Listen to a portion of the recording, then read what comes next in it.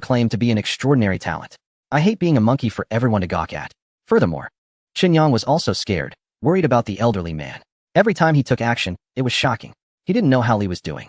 If something went wrong, they couldn't afford the consequences. Li was. Qinyang had a bitter expression. As a junior with little experience and just a few skills, how could he dare to be presumptuous in front of someone like you? Isn't that just showing off in front of an expert? Li Chongqing shook his head. No. I recognize your level. This isn't about showing off. I just want to see your true abilities. I've said it before, what I value is character, not skill. As long as your level reaches that of a near master, that's enough. Qinyang didn't want to be treated like a joke. Li, let me be honest with you. From the very beginning, I had no intention of entering the world of calligraphy and painting. If it weren't for my good friend insisting on showcasing my work at the exhibition, I wouldn't have even painted a second piece. So, I really don't care if I'm a genius or not, nor will I go around promoting myself. Earlier in the hall, I heard some rumors. They are all just gossip, possibly stirred up by those with ulterior motives. Upon hearing this, Li Chongqing stopped insisting. This matter likely had its complexities. He thought they could investigate further later on. It was rare for a young person to be indifferent to fame and fortune. Before Li Chongqing could finish his sentence, a clear voice came from behind. Li, you must not be deceived by certain people. Ren Fenglu, accompanied by a group, strode over confidently. He slightly bowed to Li Chongqing and then looked at Qinyang. I think you probably don't care about fame and fortune, but rather you're afraid to paint on the spot because you have something to hide, right? Qinyang furrowed his brows slightly. This guy seemed to have a high opinion of himself. Who was he? With a faint smile, he replied. What do I have to hide? Ren Fenglu didn't back down, staring directly at Qinyang. Of course, you're feeling guilty. You're fishing for fame. How dare you verify it on the spot? Aren't you afraid of having your lies exposed and your reputation ruined? Qinyang remained calm, but Feng Danqing couldn't hold back. Who do you think you are to question Qinyang? I've been by his side every time he painted. I saw it with my own eyes. How could it be fake? Ren Fenglu looked Feng Danqing up and down, his eyes gleaming, his mouth making a clicking sound. What a pity. Such looks, such a figure, such temperament. You were once a beauty, but now you've turned to thievery? Feng Danqing's face turned pale with anger. She couldn't think of any insults to throw back. At that moment, Qinyang lost his temper. He charged forward and slapped Ren Fenglu hard. No matter who you are, keep your eyes to yourself and your mouth clean. Otherwise, I'll knock out all your teeth.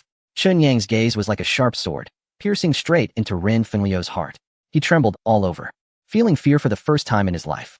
Born into wealth, he had always been surrounded by servants and admirers wherever he went. How could one ever endure such humiliation? For a moment, I was completely stunned. At this moment, Luo Yuzhu had already reacted and quickly pulled Qinyang, whispering a reminder that this person was Ren Fenglu. Qinyang was somewhat surprised. A glance revealed Xiao Lin hiding in the crowd, stirring something within him. Could it be that all of this was his doing? At this time, Feng Danqing was both shocked and delighted. Shocked that Qinyang, in a fit of rage for a beauty, acted on the spot to teach a lesson to none other than the rising star in calligraphy and painting, Ren Fenglu. Delighted that Qinyang cared for her so much. Did that mean something? Her heart raced. Meanwhile, Song Maxuan, fearing the situation would escalate and be detrimental to Qinyang, quickly stepped in to mediate. Everyone, please calm down. It must be a misunderstanding. Let's talk it out. But Xiao Lin suddenly emerged, justifying his stance firmly beside Ren Fenglu. How could it possibly be a misunderstanding? From start to finish, it was Qinyang causing trouble. Xiao Lin had timed his intervention perfectly, appearing at just the right moment. He was thrilled to see the confrontation between Ren Fenglu and Qinyang, especially when Qinyang slapped Ren Fenglu. Xiao Lin's heart was bursting with joy. He could hardly resist applauding. How could he let Song Maxuan diffuse the tension so easily? That slap was well-deserved. There was no enmity between them. But now a rivalry had been forged. Ren Fenglu, who was always proud, would certainly seek to regain his dignity after being slapped in public. With his family background and talent, dealing with Qinyang would be a piece of cake. Seeing Xiao Lin, that little schemer, emerging from who knows where, Luo Yuzhu's first reaction was that this troublemaker was up to no good. Xiao Lin, what do you mean? We haven't done anything. How could we be causing trouble? Xiao Lin straightened his clothes and politely greeted Li Chongqing and Song Maxuan, appearing cultured and refined. Then he turned to Luo Yuzhu, a trace of resentment flashing in his eyes. You wretched girl, I've pursued you for 3 years, and you haven't even let me touch your hand. With that, he turned away and threw himself into Qinyang's embrace, thinking to himself how he would deal with this couple. My cousin Ren Fenglu comes from a prestigious family of calligraphy and painting and has immense talent. Everyone knows he is the frontrunner for the top prize in this exhibition.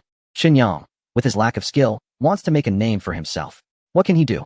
He can only resort to underhanded tactics, deliberately colluding with this woman and the Qingtian recluse to ensure a few carefully selected masterpieces appear before the public. falsely claiming they are his first, second, and third paintings.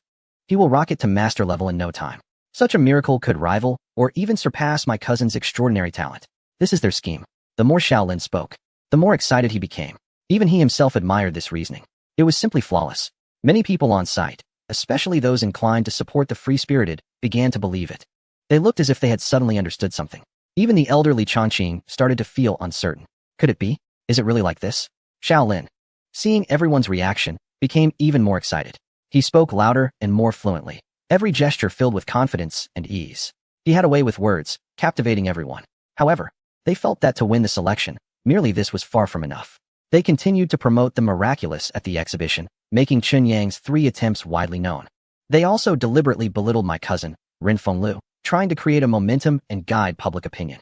The narrative was that Chen Yang's genius far surpassed Rin Fenglu's. Once this narrative took shape, it would mislead the masses, sway public sentiment, and interfere with fairness. It would have a serious impact on the final selection by the judges. At that point, would our judges choose Rin Fenglu or Chen Yang? Would there still be fairness? One must admit that Shaolin's eloquence was quite remarkable. His analysis left the audience stunned, and most people instinctively nodded in agreement. However, Luo Yuzhu was furious, stamping her foot. Shaolin, don't slander us. We didn't deliberately create hype, nor did we engage in false publicity.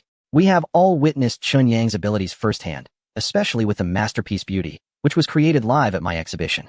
Many industry professionals, including Professor Song, were there to witness it. Is Professor Song also our accomplice? Has he colluded with us in this deceitful act? Suddenly, all eyes turned to Song Machuan. He was slightly taken aback, but remained calm. Stepping forward, he explained to the crowd, "That's right. I was also one of the witnesses. I saw Chen Yang create Beauty live. It is indeed a masterful work." The crowd instinctively nodded. Professor Song Machuan is known for his integrity in the field, and people trusted his words. The pressure shifted to Shaolin. Even Rin Fenglu and his entourage looked at him eagerly. After being slapped, Rin Fenglu felt humiliated. Could he take revenge? Could he turn the tables?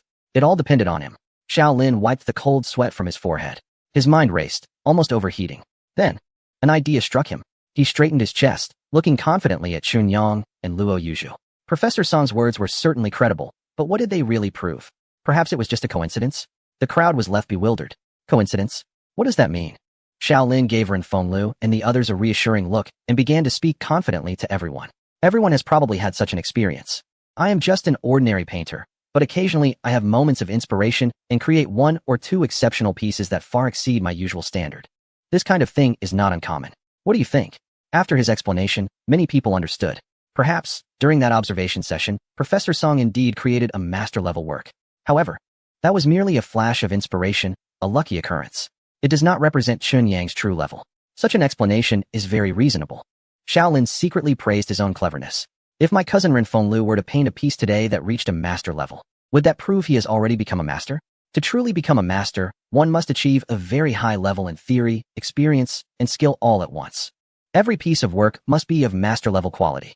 Occasionally reaching a peak master-level state is not enough. One must have several well-known pieces that are all of master-level quality. Only with such strength can one be considered a true master. If someone has only one master-level work in their lifetime, while the rest do not even qualify as master-level, can you call them a master? Once these words were spoken, everyone understood. Chen Yang, by chance, painted a master-level work and foolishly thought he could gain the title of a genius artist and overshadow Rin Fenglu.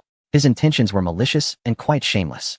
Shaolin continued, "My cousin Rin Fenglu comes from a scholarly family, possesses extraordinary talent, and has worked hard for over a decade to achieve today a success. It is sad and lamentable. This small person, Chen Yang, actually tried to step on his shoulders to reach the top. What right does he have? Just to boast with empty words?" Shaolin's impassioned speech instantly stirred the emotions of everyone present. They all had endured many years of hardship, sacrificing so much effort to achieve a little success. If someone with ulterior motives could so easily steal their hard-earned results and claim undue honors, how could they possibly accept it? This struck a chord with everyone. All eyes turned to Chen Yang, filled with hostility and disdain, firmly believing he was just a thief, a shameless rogue. The atmosphere was very tense. Feng Danqing and Luo Yuzhu both wanted to help Chen Yang clarify things. They opened their mouths but felt the pressure was as heavy as a mountain, unable to speak up or defend him. Chapter 273. A thrilling bet with no room for error. The scene was grave. Every gaze was directed at Chen Yang, filled with suspicion, shock, disdain, and contempt. If Shaolin's accusations were to be validated, Chen Yang would not only be unable to stand in the art world, But this matter could also become widely known. In all walks of life, and even in daily interactions, discrimination and misunderstanding would flood over him like a tide. His reputation would be utterly ruined. Like a rat crossing the street, everyone is shouting to attack. On various social media platforms, countless keyboard warriors, trolls, and critics are launching verbal assaults against him. They attack, insult, and engage in online bullying with all sorts of malicious words. These consequences are not fabricated out of thin air. In reality, many people have truly experienced this. Ultimately, it can lead to mental breakdowns, depression, madness, or even suicide. As the target of such ire, facing the surging tide of endless malice, Qinyang remains calm and unbothered, as if all the slanders and dirt cannot shake his peace of mind. His voice is neither hurried nor anxious, steady and composed, as if strolling leisurely in a garden. Shaolin, you've said so much. The reason, after all, is that last time when I painted live, I shocked everyone and embarrassed you. You've held a grudge ever since, plotting so many things against me. I won't dwell on those matters for now. Regarding your accusations of me falsifying, fabricating, and deceiving, I believe that facts speak louder than words. What is true cannot become false. What is false cannot become true. Just wait a moment, and I will naturally provide everyone with a satisfactory explanation. He casually disregarded Shaolin, treating him as if he were an insignificant character, a minor player. No matter how much effort Shaolin expended, he could not inflict any substantial harm on Qinyang. This was a blatant act of disregard. Shaolin's face turned exceptionally ugly, as if he had swallowed something foul, unable to swallow or spit it out. The feeling of being ignored was the most maddening and suffocating for him. His fingers were pressed hard, drawing blood, his expression twisted and fierce. Inside, a storm raged, with thunder and lightning. His chest heaved violently. Anger surged, yet there was nowhere to vent it. In contrast, Qinyang remained calm and composed. He turned to Rin Fenglu, his voice still light and soft, revealing no trace of anger or annoyance. Young Master Rin, looking at the current situation, do you understand? I ask you this, do you still want to trouble me? Rin Fenglu shook his head. I am not someone who seeks trouble. I just find your demeanor unpleasant. It's very annoying. Pretentiousness invites disaster. If you lack ability, you should keep a low profile to avoid attracting too much attention. Qinyang smiled, as warm as a spring breeze. Regardless of whether Rin Fenglu understood or not, this entire situation was orchestrated by Shaolin. Since Rin Fenglu insisted on opposing him without discernment, he would naturally accompany him to the end. If I prove myself by painting live, what will you do? At that moment, a glimmer of sharpness finally appeared in Qinyang's eyes. Rin Fenglu did not hesitate. I will gladly concede and bow in respect. However, if you can't do it, then what? Qinyang declared firmly in front of everyone present. I admit to bragging, publicly apologize, withdraw from the exhibition, and promise to never step into the world of calligraphy and painting again. The bet between the two left no room for retreat. The atmosphere was charged. Those present found it quite thrilling. At such a high-profile exhibition, witnessing an exciting wager was exhilarating. However, Feng Danqing was deeply worried. Qinyang wanted to create a painting on the spot to prove himself, which she agreed with. But betting so much was inappropriate. Performance could be inconsistent. Who could guarantee that a new piece would reach a master level? What if things went awry? Would he really have to admit to lying? The cost was too high. Qinyang waved his hand to interrupt Feng Danqing's attempt to stop him. It's fine. I know what I'm doing. It was unclear when it started, but Qinyang's authority grew stronger. Even those around him sometimes instinctively obeyed his leadership and followed his commands, even blindly trusting him. It felt as though as long as he was there, nothing was impossible, and no problem was unsolvable. Luo Yuzhu was also very concerned. It was her idea for Qinyang to participate in this exhibition, originally intended to give him a chance to shine and become a legend in the calligraphy and painting world. Unexpectedly, it had evolved into such a situation. Betting his bright future on this was too risky, but despite the desire to intervene, she was self-aware. Even Feng Danqing couldn't persuade him. What status did a newly accepted student hold in Qinyang's heart? Song Mashuan watched as the two quickly decided on a wager, feeling very worried for Qinyang.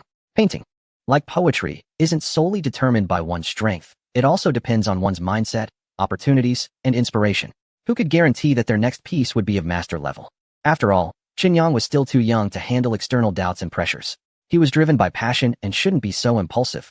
Li Chongqing observed from the sidelines, trying to discern who was lying.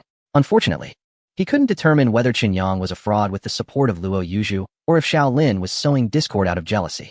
Perhaps the only solution was for Qinyang to demonstrate his abilities and prove himself with facts. As long as he could create a piece of master-level quality in front of everyone, he would pass. However, this level of difficulty was not something a young man could easily achieve. Even someone like Song Mashuan, an experienced professor, or truly masterful artists with profound backgrounds and superb skills couldn't guarantee a master-level work every time. Only a true grandmaster could. Only then can one be sure to achieve this. Qinyang? It is highly likely that he cannot do it. Ren Fenglu shares the same thoughts as Li Chongqing. He prides himself on his exceptional talent, but cannot guarantee that he can reach master level by painting on the spot. Therefore, he is very confident about this gambling match. He is already looking forward to the amusing scenes that will unfold when Qinyang fails to prove himself. At the gambling venue, with a command from Li Chongqing, the staff immediately arranged the tables and chairs, as well as all the necessary tools for painting. Please, Ren Fenglu gestured invitingly. In front of the countless spectators, Qinyang approached the desk calmly and picked up a brush. Wait a moment, Shaolin suddenly interrupted his actions. I think that since this is about proving one's innocence, we cannot just settle for the same level. A true genius must achieve what others cannot. Since Qinyang is so confident, the work he produces here must not be limited to just ordinary master level. It has to be elevated to match his title of genius. Chapter 274, Global Live Broadcast. All eyes on us. Qinyang raised an eyebrow, feeling quite annoyed. Before he could speak, Luo Yuzhu, usually aloof and elegant, rushed in front of Shaolin, furiously pointing at him. Shaolin, what exactly do you want? Can a master-level piece prove one's abilities? What level do you require? Does it need to be at the grandmaster level? Don't you find that ridiculous? The crowd was in an uproar. Everyone present was an industry elite and understood very well that creating a master-level piece on the spot is an extremely difficult task, and it is unlikely to be completed, even by a true master painter. Now, Shaolin is even more excessive, claiming that a master level isn't high enough. To raise the stakes again? Isn't that laughable? At this moment, even the elderly Chongqing couldn't sit still. He cleared his throat and spoke up for Qinyang. Shaolin, what you said is inappropriate. Even a true master painter cannot guarantee that they will achieve a master-level standard when painting live. Setting master level as the condition is already quite strict. Do you really want to raise the difficulty even more? Wouldn't that be a joke? All eyes turned to Shaolin, and many began to doubt whether he was indeed trying to frame Qinyang. Master level is already the limit. What more do you want? Are you expecting Qinyang to create something at the grandmaster level? This whole situation reeks of conspiracy. Even Ren Fenglu frowned slightly. Shaolin is truly overreaching. Everything was going smoothly, and now, with this disruption, how can anyone trust him? No one is blind. It is clear that he is playing tricks. Only you would dare to do such a thing. Unexpectedly, Shaolin remained calm. There is absolutely no sense of wrongdoing. Everyone, have you forgotten? How did Luo Yuzhu introduce Qinyang's genius? She said that when Qinyang created beauty, it was only his third attempt. With each attempt, his skills in calligraphy and painting improved by leaps and bounds. If they are not deceiving us, this time is indeed his fourth attempt. Am I being unreasonable by adding a little bit of pressure? Otherwise, how can we prove that he has improved each time? At this point, he paused. Everyone's eyes showed a look of sudden realization. So that's how it is. It makes sense for Shaolin to act this way. Shaolin looked around, a proud expression on his face. Everyone, I, Shaolin, am not a petty person. I won't demand that he leaps directly from a master level to a grandmaster level. A little hint is all that is needed. The peak of the master level. This request is not too much, right? The crowd erupted in discussion again. Some people felt that what Shaolin said made sense. Since he boasts of improving every time, this time should be no exception. Moreover, Shaolin's demand is not high. Just half a step from the master level to the peak of the master level. However, some people were extremely angry. This is simply confusing the audience and switching concepts. The peak of the master level is indeed just half a step above the master level. But is this half step an ordinary one? Perhaps this half step is more difficult than all the previous steps combined. Luo Yuzhu has experienced it firsthand. When skills reach a certain level, advancing even a little becomes incredibly difficult, let alone moving from the master level to the peak of the master level. This is a huge leap. Li Chongqing's expression was quite serious. How could Qinyang possibly achieve this request? Even Song Maxuan, who had always been optimistic about Qinyang, furrowed his brows deeply, seemingly pondering how to resolve this deadlock. The crowd was buzzing with discussion. Suddenly, a loud shout silenced the entire venue. All right, I agree to your request for the peak of the master level. Qinyang stood proudly, his expression calm, as if he was fully prepared. Shaolin, however, was overjoyed inside. Kid, still trying to play tough with me? Inside, you must be panicking already, right? Since you want to put on a brave face, I will help you. Let your brilliant image become widely known, famous throughout the land, and your infamy recognized worldwide. With this thought, he turned to leave, ready to embellish and boast. A sensational news story was about to break. At the upcoming art exhibition, all the news reporters and media platforms were summoned by him to broadcast the impending competition live for a global audience. Seeing this situation, Qinyang knew it was another scheme by Shaolin. However, he didn't mind too much.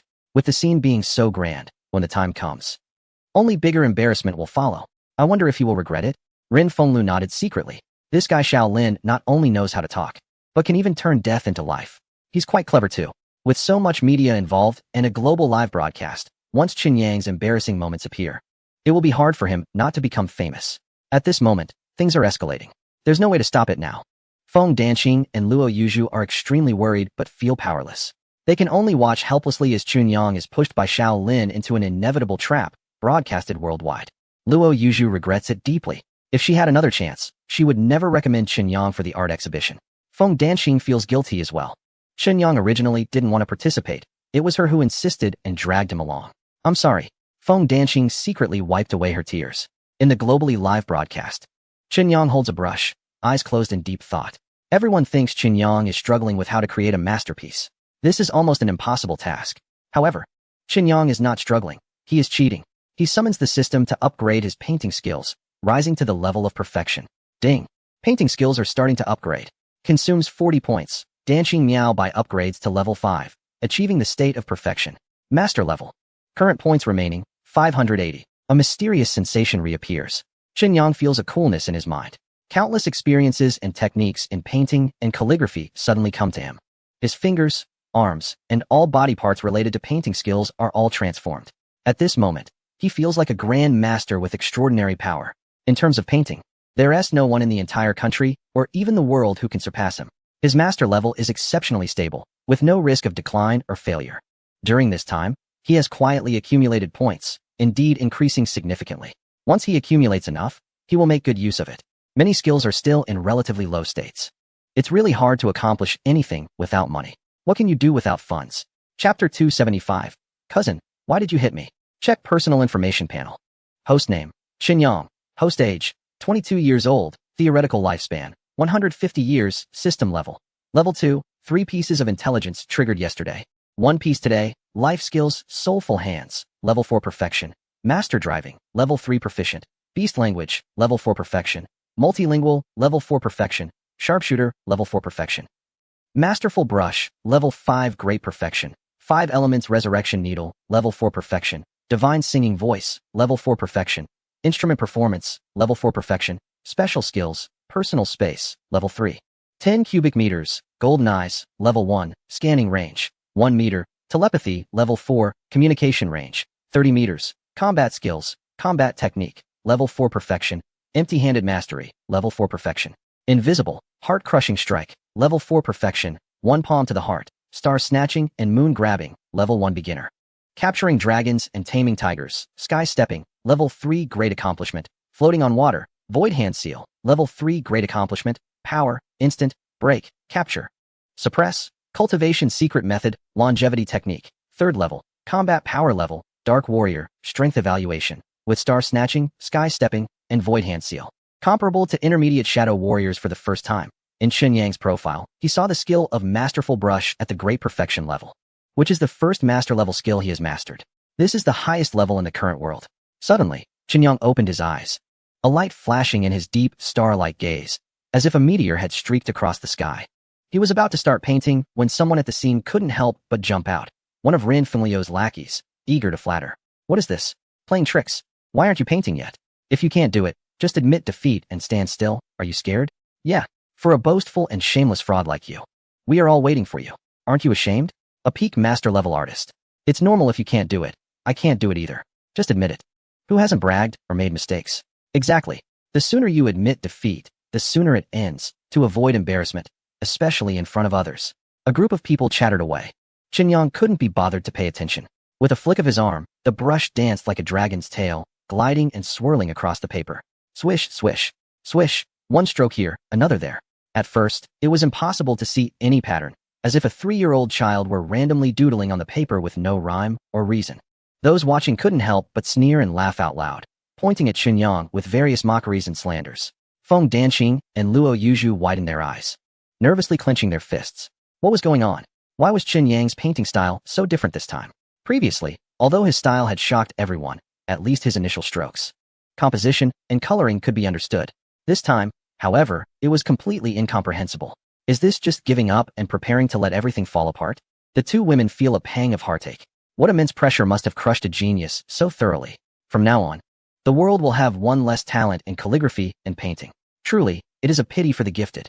Song Mashwan watches intently, but feels a bit confused. It seems he understands, yet it also feels like a tangled mess. Only the elderly Li Chongqing grows increasingly delighted. He is engrossed, pouring all his attention into feeling the artistic conception within. Shaolin's skills are average, even inferior to Luo Yuzhu. After watching for a long time, he couldn't grasp any insights and ended up feeling dizzy. Shaking his head, he couldn't help but let out a sneer at those around him. What is this? It seems so serious, and I thought there was real talent here. Unexpectedly, it's just a bunch of scribbles, trying to confuse us with random doodles, hoping to pass it off as something profound. What a delusion.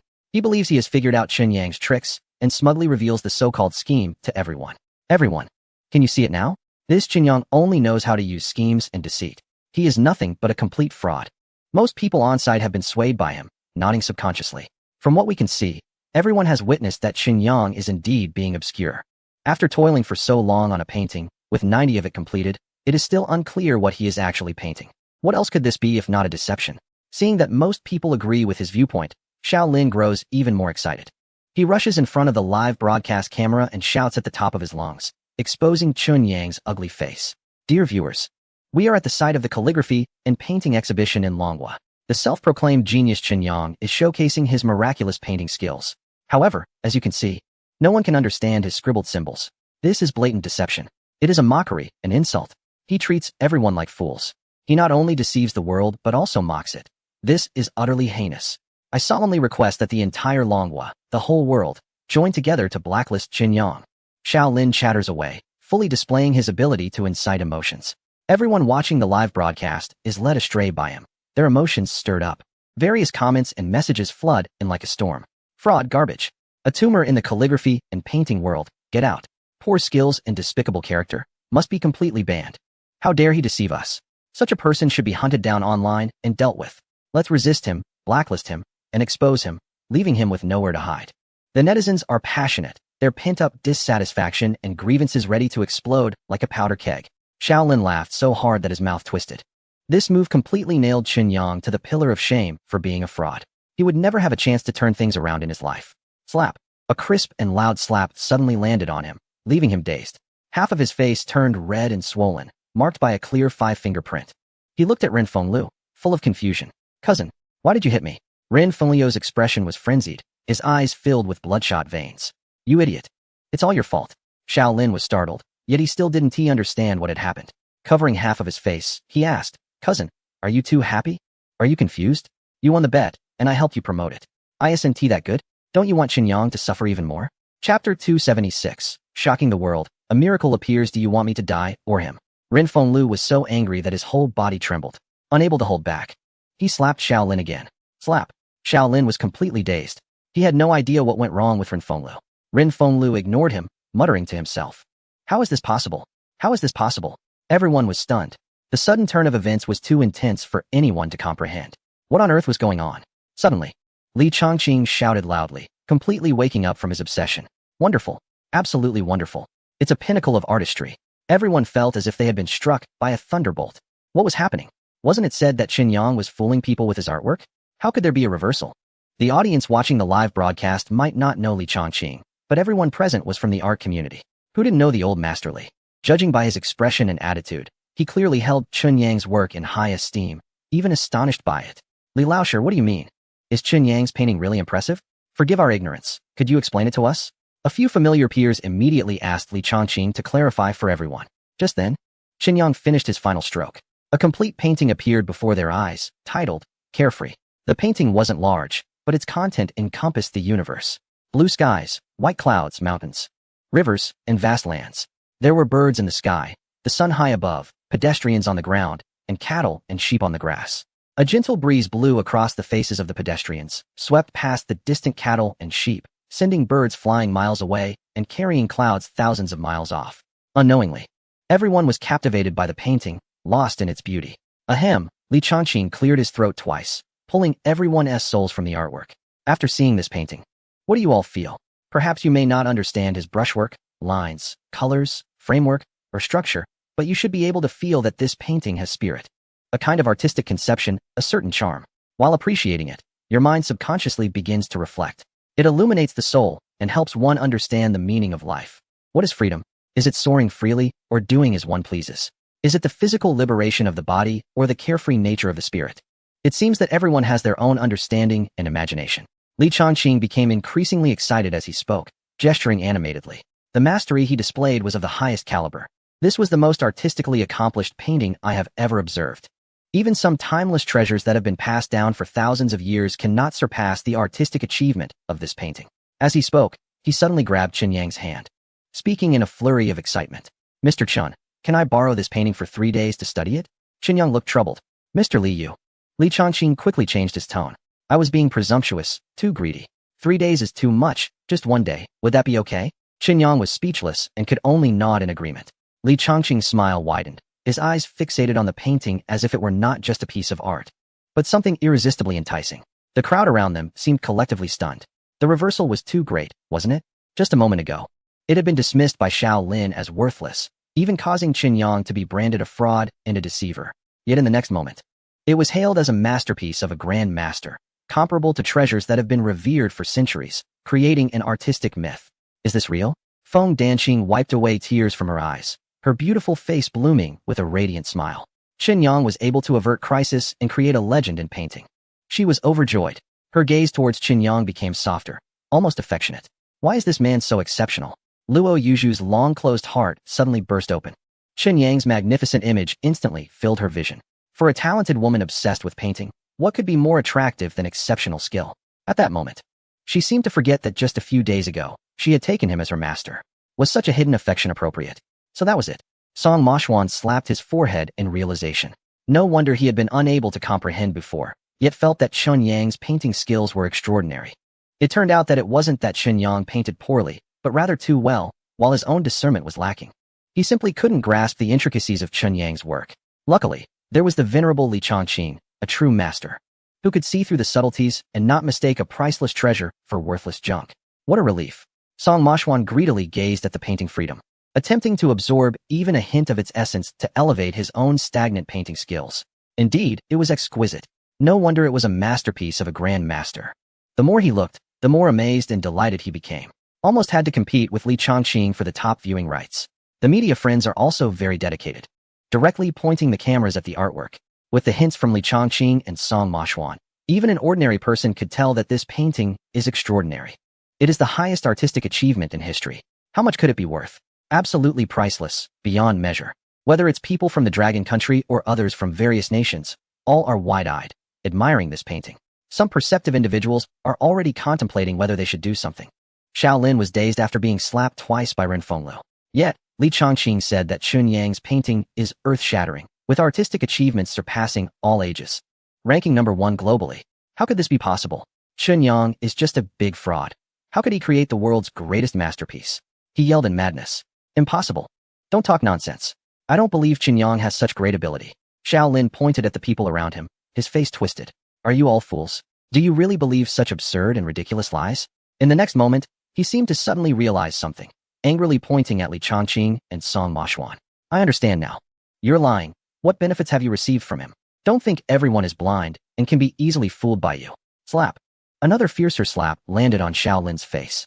Ren Fenglu's eyes were bloodshot, glaring at him like a beast. Fool, aren't you embarrassed enough? Haven't you suffered enough because of me? The more he thought about it, the angrier he became. Ren Fenglu couldn't help but raise his right foot and kick Xiao Lin hard in the abdomen. Bang! Xiao Lin instantly curled up on the ground like a shrimp. Cousin, spare me. Looking at Xiao Lin begging for mercy, Ren Fenglu's gaze was as cold as ice. Waste. You are unlearned and unskilled. Don't think everyone is like you. This painting is of unparalleled skill and lofty artistic conception, simply beyond this world. It's like a celestial painting that has fallen to earth. Such an extraordinary work. Do you dare to say it's a ghostly scribble? Ren Fenglu's knowledge of calligraphy and painting far surpassed Xiao Lin's. With his keen eye, he could naturally see the artistic achievement and historical significance of this painting. If you dare to slander Mr. Chen again, or accuse Mr. Li and Professor Song, believe it or not, I'll break your legs. Ren Fenglu wasn't just saying this, he truly thought so. Originally, he had no intention of opposing Chen Yang. It was Xiao Lin who stirred up trouble and forced the two into opposition. Now it's clear. Chen Yang is a master of calligraphy and painting, while he has become a foil to him. All of this is thanks to Xiao Lin. You dog. Just wait until the art exhibition is over. I'll see how to deal with you. After Rin Fenglio's clarification, dear viewers watching the global live stream, it has finally become clear. All of this is the result of Xiaolin's manipulative tactics. He repeatedly claims that Chunyang is a fraud and a petty person. In reality, he is the true schemer, spreading rumors, being envious of talent, and shamelessly framing others for retaliation. The crowd is in an uproar. The comments are flying everywhere. Big fraud, misleading us. I almost believed it. We can't misunderstand good people, and we must not let bad people go. The thief shouts to catch the thief. Xiaolin, this treacherous rogue, is the most insidious person. Get out of the art world, Xiaolin. Full network ban, resolutely resist. How can someone like him still have the face to live in this world? Why doesn't he just go away? Xiaolin's body and mind are both under dual torment. His eyes hide deep resentment. He hates Lu Yuzhu's ruthlessness, hates Chunyang's quick rise, and hates Rin Fenglio's unfeeling betrayal. Unfortunately, at this moment, he is just a clown. Everyone is pointing fingers at him. No one cares about him. What waves can a clown create? Suddenly, Feng Danqing glanced at the livestream screen. Amidst the numerous calls for a ban, a few comments stood out, shocking her. Is this painting for sale? I'll take it. Offering 1 million. I'll offer 3 million. 5 million. Don't fight over it. Is such a masterpiece only worth this much? I'll offer 30 million. Feng Danqing's surprise caught everyone's attention. They quickly opened the live stream and were stunned to see such content. Everyone was shocked. They all knew this painting must be valuable. Who would have thought it was worth this much? 30 million, converted into another currency, is over 200 million. The key is, given the current momentum, the price is likely to rise further. Li Changqing's eyes lit up. As a master in his field, he had considerable savings. Selling off all his works to gather 2 to 3 billion should not be a problem. Mr. Chun, I bid 5 billion. Can you sell me Carefree? I really love it. Chunyang shook his head without hesitation. Sorry, Mr. Li, I won't sell this painting. Li Changqing was taken aback, but quickly realized. In such a short time, the painting had already surged to 30 million. Even a fool knows that the price will definitely go higher in a while. His bid of 5 billion was indeed a bit low. Alas, such a priceless treasure is not something someone like him can possess. Seeing Li Changqing's disappointed expression, Chunyang specially explained, Mr. Li, it's not about the price. I want to keep this painting, along with the previous ones, as a memento. This series of works witnesses my growth and progress. I don't want to sell it. However, if you or others want to buy my paintings, it's not impossible. Li Changqing's spirit was invigorated. How can I buy? Do you have other paintings? Chunyang smiled and said, I don't have any right now. But that doesn't mean I won't have them in the future. To be honest, as long as I want, I can create classic works anytime and anywhere. To put it modestly, the level is guaranteed to be masterful. Achieving a grandmaster level is also within reach. If in the past, people might have questioned Chunyang, he has now proven everything with his strength. He is a born artist, stepping up one level at a time, directly reaching the pinnacle of mastery. As long as he wishes, he can easily produce works of master or grandmaster level. Li Changqing was overjoyed. Mr. Chun, I'd like to reserve a master level piece. 3 master level pieces and 1 grandmaster level piece. What do you think? Chunyang nodded. Of course, that is possible. However, you get what you pay for. Different levels come with different prices. Li Changqing quickly agreed. Of course, I know that. Saying this, he took out his phone and made a transaction. Ding dong. Chunyang's phone received a transfer. 60 million? Chunyang looked at Li Changqing in surprise. Li Changqing smiled. This is just a deposit. A master level piece is 10 million, and a grandmaster level piece is 30 million. Once I receive the artwork, I will pay the remaining balance. Don't worry. I will cover the price difference based on the different artistic achievements. Chunyang couldn't help but laugh and cry. You really are quite impatient. It's not too late to pay after you receive the painting. Li Changqing shook his head. That won't do, since I'm the first to pay the deposit. Your first piece must be reserved for me. Everyone realized. This old guy is really sharp. Many people present were wealthy and art enthusiasts, with quite a few fine art pieces in their collections. However, a piece at the master level is extremely rare. Previously, it was very difficult to find one, let alone a grandmaster level piece, which is practically priceless and hard to come by. Now, the opportunity is right in front of them. Who wouldn't want it? Those who don't want it must be foolish. These people are all quite savvy. How could they let this pass? Mr. Chen, save a few pieces for me. With a deposit of 30 million. This is a rare opportunity. I'll put in 50 million. 5 master level pieces and 1 grandmaster level piece. 80 million has already been transferred. Everyone here is from the same country, and the payments are all in local currency. Chunyang's phone kept buzzing with notifications. Tens of millions, even hundreds of millions, were streaming into his account.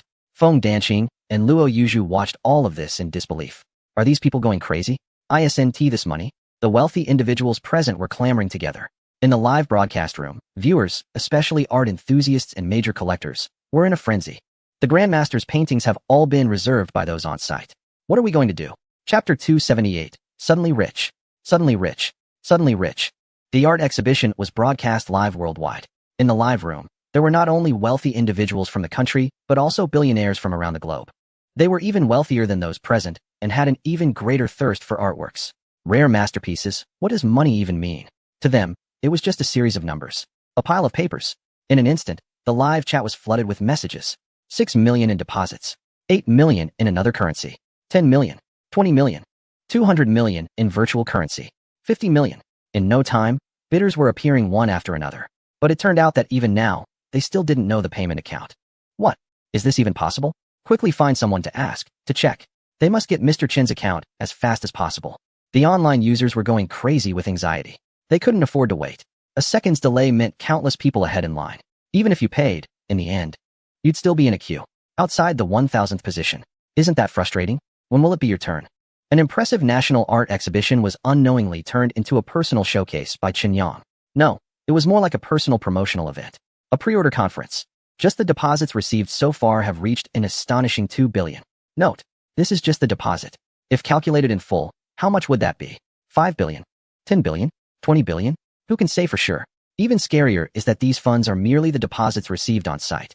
If all the online bids were included, how much would it be? It's unimaginable. Qin Yang rubbed his temples, feeling overwhelmed. So much money, in such disarray, what to do? Thud. The hall was noisy. Everyone was fervently discussing whether to spend money and how much to spend on pre-ordering Qin Yang's works. Suddenly, someone unexpectedly knelt down in front of Qin Yang. Whoosh. The scene instantly fell silent. Everyone turned to look at the kneeling person, stunned. Ren Fenglu? He really knelt down? There was no trace of surprise on Qin Yang's face. He looked calmly at Ren Fenglu, seemingly assessing his sincerity. Ren Fenglu appeared sincere. I'm sorry. I sincerely apologize. Due to my ignorance, I caused you some trouble. Please forgive me. Your skills are exceptional. You are indifferent to fame and wealth, and your character is noble. I greatly admire you. If you don't mind, I humbly request to be your disciple. I earnestly ask to be accepted under your wing. Qin Yang remained silent. However, Luo Yuzhu beside him was wide-eyed. The famous Ren Fenglu actually wanted to be his teacher? Would that mean we would become fellow disciples? It was unimaginable in the past. The next second, Luo Yuzhu became curious again. What if the teacher really agreed to take him as a disciple? In my case, would he call me senior sister or junior sister? On the other side, Li Chongqing and Song Maxuan exchanged glances, both envious of Ren Fenglu. If it weren't for their age being too great, making it hard to lower their faces, deep down, they also wanted to be disciples. As for Song Maxuan, he is merely a master-level painter. So far, he has not created a single masterpiece. He dreams of breaking through to the realm of a true master. As for Li Chongqing, although he is a generation's master, his few representative works only reflect the early stage of mastery. He is still far from the mid-level or peak, a great distance away. If he could become a disciple of Qin Yang, under his guidance, receiving daily teachings, perhaps in time, he could break through to a higher level. This is also why he is so obsessed with Carefree. Only by studying and contemplating such higher-level artworks can he broaden his horizons and have hope of transforming and being reborn. Amidst the attention of many, Ren Fenglu gazed at Qin Yang, praying for him to accept him as a disciple. Qin Yang glanced at Luo Yuzhu, weighing the pros and cons. Do I really need another disciple? How troublesome. He looked straight into Ren Fenglu's eyes, seemingly piercing into his innermost thoughts. Do you truly wish to become my disciple? Is it not due to a gamble? If it is because of the bet, I hereby declare it null and void. Ren Fenglu knelt upright, his gaze unwavering. In his heart, there was only one belief. He must succeed in becoming a disciple. Teacher, I sincerely want to be your disciple. Please have compassion for my earnest desire for knowledge. Qin Yang looked at him and nodded gently. All right, you can temporarily join my school. I will continue to observe you. If you lack sincerity and do not respect your teacher, I will expel you at any time. Accepting one is accepting, and accepting two is also accepting. There isn't much difference, right? Just like herding sheep, whether it's one or a flock, it's still herding. Since he is so sincere, I will reluctantly accept him. Thank you, teacher. Ren Fenglu was overjoyed and immediately bowed to express his gratitude. Bang, bang, bang. His forehead struck the ground, making a thunderous sound. Qin Yang frowned. So vigorous? Don't end up with a concussion. I want to take responsibility. Taking advantage of the moment, Xiao Lin stealthily blended into the crowd, slowly making his way to the outskirts. What the heck? What is going on? Is Qin Yang a genius or a devil? Are there really such people in this world? No way. I must get out of here. The longer I stay, the the greater the danger. This guy, Ren Fenglu, is ruthless. Today, I've made him lose face. When he turns around, he will definitely make me pay. Shaolin made up his mind. Once he escapes home, the first thing he will do is buy a ticket to a certain beautiful country. I can't stay in this place anymore. I will still have fun abroad. These bastards are simply inhuman. Once I establish myself in that beautiful country, I will find a way to regain my dignity and deal with each one of you. Thinking of this, Shaolin sadly realized that whether it was Luo Yuzhu, Ren Fenglu, or Qin Yang, they were all wealthy and powerful individuals. He was not the only one who had fallen into a foreign land as a failure, easily dealt with. The malicious thoughts in his heart spread infinitely. Shaolin gritted his teeth in determination. If it came to that, he would seek refuge with a certain country, become their spy, using his identity. He would work for them. As long as he performed well, he would naturally gain wealth and status. Dealing with his enemies would then become simple. A sinister smile crept across Shaolin's lips as he imagined his enemies begging for mercy before him, crying out in despair. Suddenly, someone shouted his name loudly. The sound echoed harshly in the hall. Shaolin trembled, his face turning pale. His steps halted as if he had been paralyzed. Slowly, he turned around to see a detestable face. Qin Yang. He was so close to escaping. Why did he have to ruin his plans? Qin Yang seemed to see through his thoughts, striding over with a dismissive attitude, grabbing Shaolin by the collar and dragging him back to the center of the hall. Shaolin struggled like a trapped rat, but it was futile. That strong hand seemed to possess infinite power, and he couldn't budge an inch. Shaolin, do you want to escape? Qin Yang's voice was cold, cutting through the air. Have you asked the friends on site? Have you consulted millions of netizens? Shaolin trembled in fear, glancing around at the scornful eyes. Scum. Stinking trash. Get out of the art world. Such a person. How did he even get in? He should be permanently banned. At that moment, not only strangers were denouncing Shaolin, even those who had once shared drinks and laughter with him now kept their distance. Some even joined the chorus of condemnation, shouting louder and more fiercely. Shaolin was completely isolated. In the art world, his reputation was in ruins, and everyone knew of his disgrace. Among his social circle, he was infamous, with not a single friend left. Li Chongqing announced on the spot that there was no place for Shaolin in the art world of his country. He was directly expelled from the Jiangxing Art Association. The national art exhibition held every 3 years would not welcome him. Shaolin was banned for life. Amidst the mocking voices, Shaolin fled the scene in embarrassment, filled with resentment and a seed of revenge in his heart. Unfortunately, those who do evil will meet their end. News soon spread that Shaolin had bought a plane ticket but was struck down by a large truck on a wide road. For some unknown reason, the truck driver reversed, running over his legs. With his legs crushed, Shaolin became a cripple. Not long after, unable to bear the mental pressure, he went mad and was sent to a psychiatric hospital, never to return. At the art exhibition, Li Chongqing announced on behalf of all the judges that Qin Yang's work, Carefree, had won first place among the top 10 works. Recognized as the most influential master of calligraphy and painting in contemporary times, the first person to receive this honor. In an instant, applause erupted like a tide, and cheers filled the air. Everyone extended their heartfelt congratulations to Qin Yang. In the live broadcast room, netizens excitedly flooded the comments with messages celebrating Qin Yang's victory. The internet's ability to spread information is remarkably efficient. Within an hour, the topic of Qin Yang and his work Carefree topped the trending list. His fan base surged by hundreds of thousands overnight, making him a social media celebrity with 1 million followers. His talents in both calligraphy and singing propelled him into the limelight. The overwhelming discussions and comments quickly inundated Qin Yang's social media. Even friends like Ding Xiang, Han Feishua, and Lu Cixi called to congratulate him on his award-winning artwork and its impressive sales. Qin Yang, overwhelmed, declined numerous invitations. With the protection of Feng Danqing and Luo Yuzhu, he escaped the scene. In the car, he took a moment to calm himself and suddenly recalled something. Yuzhu, we've received so many deposits, but we haven't decided on the pricing for the works yet. What do you think is a suitable price? Luo Yuzhu thought for a moment. Based on the general market situation, master-level calligraphy and painting works are usually priced around 10 million to 100 million. For Grand Master level, there's no fixed number. The uncertainty is too great. Generally, it should be between 100 million and 1 billion. Qin Yang was uncertain. Then how much should I price my works? Feng Danqing interjected. I think, since you've just won first place in the calligraphy and painting exhibition and your reputation has soared in the art world and online, attracting collectors from around the world, the pricing can only be high, not low. On one hand, it raises your stature. On the other, a higher price means fewer buyers. So you won't be too burdened. Luo Yuzhu nodded in agreement. Exactly. This strategy is correct. Qin Yang contemplated. With his substantial wealth, he didn't need to rely on selling paintings for income. Reducing hassle is naturally a good thing. Then let's set the highest prices. Regular master level at 50 million. Peak master level at 100 million. Regular grand master level at 200 million. And peak grand master level at 1 billion. For the deposits received, those who agree will proceed as stated. And those who do not will have their deposits fully refunded. Qin Yang made a decisive statement and finalized the terms. Then he thought, with so many deposits, how to sort them out. He would need to organize who wanted which works. He certainly didn't want to handle these troublesome matters himself. He looked at Feng Danqing and Luo Yuzhu. These troubles are caused by both of you. So, who will help me wrap this up? Luo Yuzhu shrank her neck. I'm afraid I can't help, teacher. My focus is on painting, and I'm not good at handling business matters. Feng Danqing rolled her eyes. I brought you the business. And now you're complaining about the trouble? Why is my fate so unfortunate?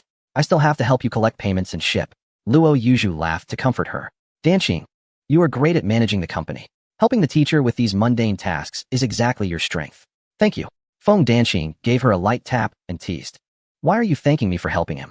Luo Yuzhu's face instantly flushed. Qin Yang, however, pretended not to hear and did not respond at all. That evening, Mu Wanqing also called to congratulate him on his stunning success. In the field of calligraphy and painting, he stands out. Qin Yang humbly responded a few times. Mu Wanqing urged him again. The pharmaceutical company has successfully registered. The temporary headquarters office location has been arranged. It is situated on the most bustling commercial street in the city center. Mu Wanqing has secured the top 3 floors entirely as office space. Research talents have already been recruited and other staff are being hired gradually. The land for the factory has also been negotiated and payment can be made at any time. Currently, the most urgent matter is waiting for Qin Yang to allocate funds. Once the money is in place, they can secure the factory land. And subsequent research buildings and production workshops can begin construction one after another. Utilizing high technology, a brand new pharmaceutical company can emerge in the city within 3 months. The company will be named Qingyang Pharmaceutical, a name personally devised by Qin Yang. Originally, Mu Wanqing suggested that since Qin Yang is the largest shareholder, his name should come first. However, Qin Yang insisted that Mu Wanqing is the one managing daily operations and putting in the most effort. He prefers to stay behind the scenes and not be too ostentatious. Qingyang Pharmaceutical was officially established. The reason Qin Yang has not allocated funds is not due to a lack of money, but because Mu Wanqing insisted that the position of financial director be arranged by Qin Yang. However, the talent available to Qin Yang is limited, and he has not found a suitable financial manager yet. It is urgent to find someone to take on the role of financial director for Qingyang Pharmaceutical to push forward all work. Qin Yang scratched his head, thinking all night without settling on a suitable candidate. However, he did think of someone with a slight possibility. The next day, Qin Yang drove his black tank to the headquarters of Chaoyang Group at the Moon Bay Hotel. In the president's office, he called Zhuo Hongmei over. Jiang Qingying, as the president's assistant, was quick to notice and immediately ran over to make tea for the 2 big shots. It is rare for her to have the opportunity to serve such handsome executives, so she wanted to make a good impression. With her slender waist swaying, she even considered whether to secretly change into the most seductive black stockings. After preparing a cup of hot tea for Qin Yang, Zhuo said, "You drink coffee." Jiang Qingying reluctantly left the president's office. Right across, there is a small office. As the president's assistant, her rank is not low, and she enjoys having her own office. She locked the door and drew the curtains. Jiang Qingying took out the most alluring black stockings from the drawer, her cheeks flushed. Zhuo Hongmei watched Jiang Qingying leave and then turned to Qin Yang with a half-smile, commenting, "You have a good eye. The assistant you chose is quite impressive." Qin Yang nodded seriously, of course. Qingying's work ability is exceptional. Zhuo Hongmei, feeling a bit jealous, replied, "It's not just exceptional, is it? She's quite a sight." Qin Yang awkwardly smiled, quickly adding, "When it comes to beauty, our company has plenty of it. You're the one with good taste, nurturing such capable talents. Each one more beautiful than the last. Of course, the most stunning is still you, our vice president. A strong general has no weak soldiers." Zhuo Hongmei felt secretly pleased but playfully pouted. "Only you know how to flatter." After easing the tension, Qin Yang got straight to the point. "I called you here to discuss something. Can we fully trust our financial director, by Muten?" Zhuo Hongmei's expression changed, and she asked in surprise, "What's wrong? Does she have a problem?" Qin Yang raised his hand to signal her not to worry. "Don't misunderstand. It's not that she has any issues. It's just that I want to establish a pharmaceutical company. I plan to partner with Mu Wanqing to invest and create Qingyang Pharmaceuticals. I will be the controlling shareholder and serve as the chairman, while she will be the president, responsible for the actual operations. For the financial aspect, Wanqing has proactively suggested I send someone to manage it. However, I currently don't have a suitable candidate." Zhuo Hongmei quickly understood. "You want Muten to also serve as the financial director of Qingyang Pharmaceuticals? Or for her to recommend someone talented?" Qin Yang nodded. "Qingyang Pharmaceuticals requires an initial investment of at least 2 billion. The future market value will not be less than 10 billion, and it could even exceed 100 billion. With such a large venture, I don't feel comfortable with anyone else. If possible, it can only be her taking on the role. I certainly won't feel at ease with someone from outside. Zhua Hongmei completely understood. The financial director is not just any position, especially when it involves billions in funding. What big boss can sleep soundly without trustworthy people? Many companies have gone under due to issues in finance. Bai Muten is my college classmate, and I know her situation fairly well. Both her parents were public servants and died in the line of duty when she was in middle school. Since then, Muten and her sister have relied on each other. The two sisters are smart and hardworking, and with the support of the state, they both went to university. Her sister, Bai Meigui, is currently a researcher. I'm not quite sure which organization she works for. It's quite mysterious, but I've heard she's impressive. Muten graduated with a Master's degree and previously worked at a large company, doing quite well. In just a few years, she was promoted several levels. However, because of her beauty, she caught the attention of a senior executive at headquarters, who harassed her multiple times, but she firmly pushed back. The last time, she caused quite a scene at headquarters, making it well known. That executive had a strong background, so she couldn't do anything about it. In a fit of anger, she decided to resign. I have been keeping an eye on her situation. Coincidentally, we needed someone with her financial expertise, so I recommended her. Zhua Hongmei had a beaming smile on her face, looking quite pleased. Bai Muten is a mathematical genius. She is very sensitive to numbers. Whenever there is an issue with the accounts, she can spot it with just a glance. No matter how complex the financial problems are, she can sort them out clearly and concisely in the shortest amount of time. Moreover, she is very eager to learn and shows no interest in anything else. Currently, she is working while studying, preparing to pursue a doctoral degree. Qinyang grew increasingly curious. What kind of person is Bai Muten? She sounds a bit unconventional and not very sociable. However, upon reflection, he found her very admirable. She is a pure person. Many individuals achieve high accomplishments in a particular field because they are focused and single-minded. Such people may seem difficult to interact with, but Qinyang felt quite the opposite. They are straightforward and genuine, without ulterior motives or excessive desires. They make great partners in business. If handled properly, they can also become good friends in life. Hongmei, do you think she would agree to take on the role of financial director for Qingyang Pharmaceuticals part-time? Zhua Hongmei pondered for a moment and shook her head. It's hard to say. She doesn't have much material pursuit, and being in a critical moment of her doctoral studies. I'm afraid Qinyang might feel a bit disappointed. Anyway, please arrange a meeting for me. I'll treat both of you to lunch today. Let us test the waters. It would be great if she agrees. If not, I'll have to think of another way. At noon, Qinyang had Jiang Qingying book a luxurious private room. On the way to the room, Jiang Qingying led the way, her graceful figure particularly captivating. Qinyang felt something was off. After thinking carefully, he recalled that this morning, she seemed to be wearing a different pair of black stockings. He felt as if he was about to lose control and quickly shifted his gaze to distract himself. A woman's intuition is very sharp. Jiang Qingying immediately sensed Qinyang's unusual behavior and felt a sense of delight. It seemed that the black stockings were indeed the right choice. She thought she should come up with more ways to catch the boss's eye. Perhaps one day he wouldn't be able to resist. Today, Bai Muten felt quite strange. Her old classmate, Zhua Hongmei, suddenly informed her that the big boss wanted to treat her to lunch. There would only be 3 of them, and she would be the guest of honor, while Zhua Hongmei, the vice president, would merely be accompanying. She usually kept her distance from such gatherings and had intended to decline. However, she couldn't resist her old classmate's insistence. And since it was the big boss's first invitation for a meal, it wouldn't be polite to refuse. So, she reluctantly agreed to attend the banquet. Zhua Hongmei arrived early, holding Bai Muten's hand as they walked to the private room together. Qinyang raised his eyes and saw the 2 beautiful women walking in side by side. Zhua Hongmei's looks, figure, and temperament were undeniably impressive, elegant, charming, and exuding a sense of confidence. She embodied the essence of a stunning female CEO. Bai Muten stood beside her, equally captivating. With fair skin and beauty, she had a cold, yet clear demeanor. Her figure was not as tightly toned as Zhua Hongmei's, but she was tall and slender, radiating strength. She was petite and delicate, with a fair and full appearance, exuding a gentle aura like a seemingly aloof little white rabbit, evoking a sense of affection. It was no wonder some couldn't help but want to cherish her in a hidden retreat. She was truly stunning, dangerously beautiful. Most people would find it hard to resist. Chapter 281. The big CEO, not much face, but plenty of luck and love to openly admire beauty is a sign of confidence and sincerity. Qinyang's gaze was sharp, carefully scanning Bai Muten's beauty with precision. He maintained an appropriate sense of distance, appreciative yet not vulgar, genuine yet respectful. His gaze returned to her face as he warmly greeted her. Director Bai, please take a seat. I've been quite busy since you joined our company, and Haven Tea had the chance to properly welcome you. I truly apologize for that. Bai Muden smiled gently and sat down gracefully. Chun Yang's earlier gaze had clearly made her feel a shiver down her skin, stirring a slight sense of discomfort in her heart. Yet, that sensation vanished as quickly as it appeared, replaced by a genuine and sunny smile, her eyes clear and deep, devoid of any impurities. It was a marvelous feeling, one she had never experienced with a man before. You're too polite, Mr. Chun. You are the big boss. And such trivial matters are nothing to worry about, she replied in a calm voice, like a still lake without a ripple. As the person in charge, Qin Yang needed to control the rhythm of the entire dinner. Especially since he had come with a purpose, he couldn't let the atmosphere go cold. He had to take the initiative to find a topic to discuss. On a professional level, you are a senior executive in the company, my financial manager. Your importance is self-evident. On a personal level, you are Zhua Hongmei's old classmate, which makes you my good friend. We should interact more often. Bai Muden smiled slightly, picked up a glass of plain water, and fell silent.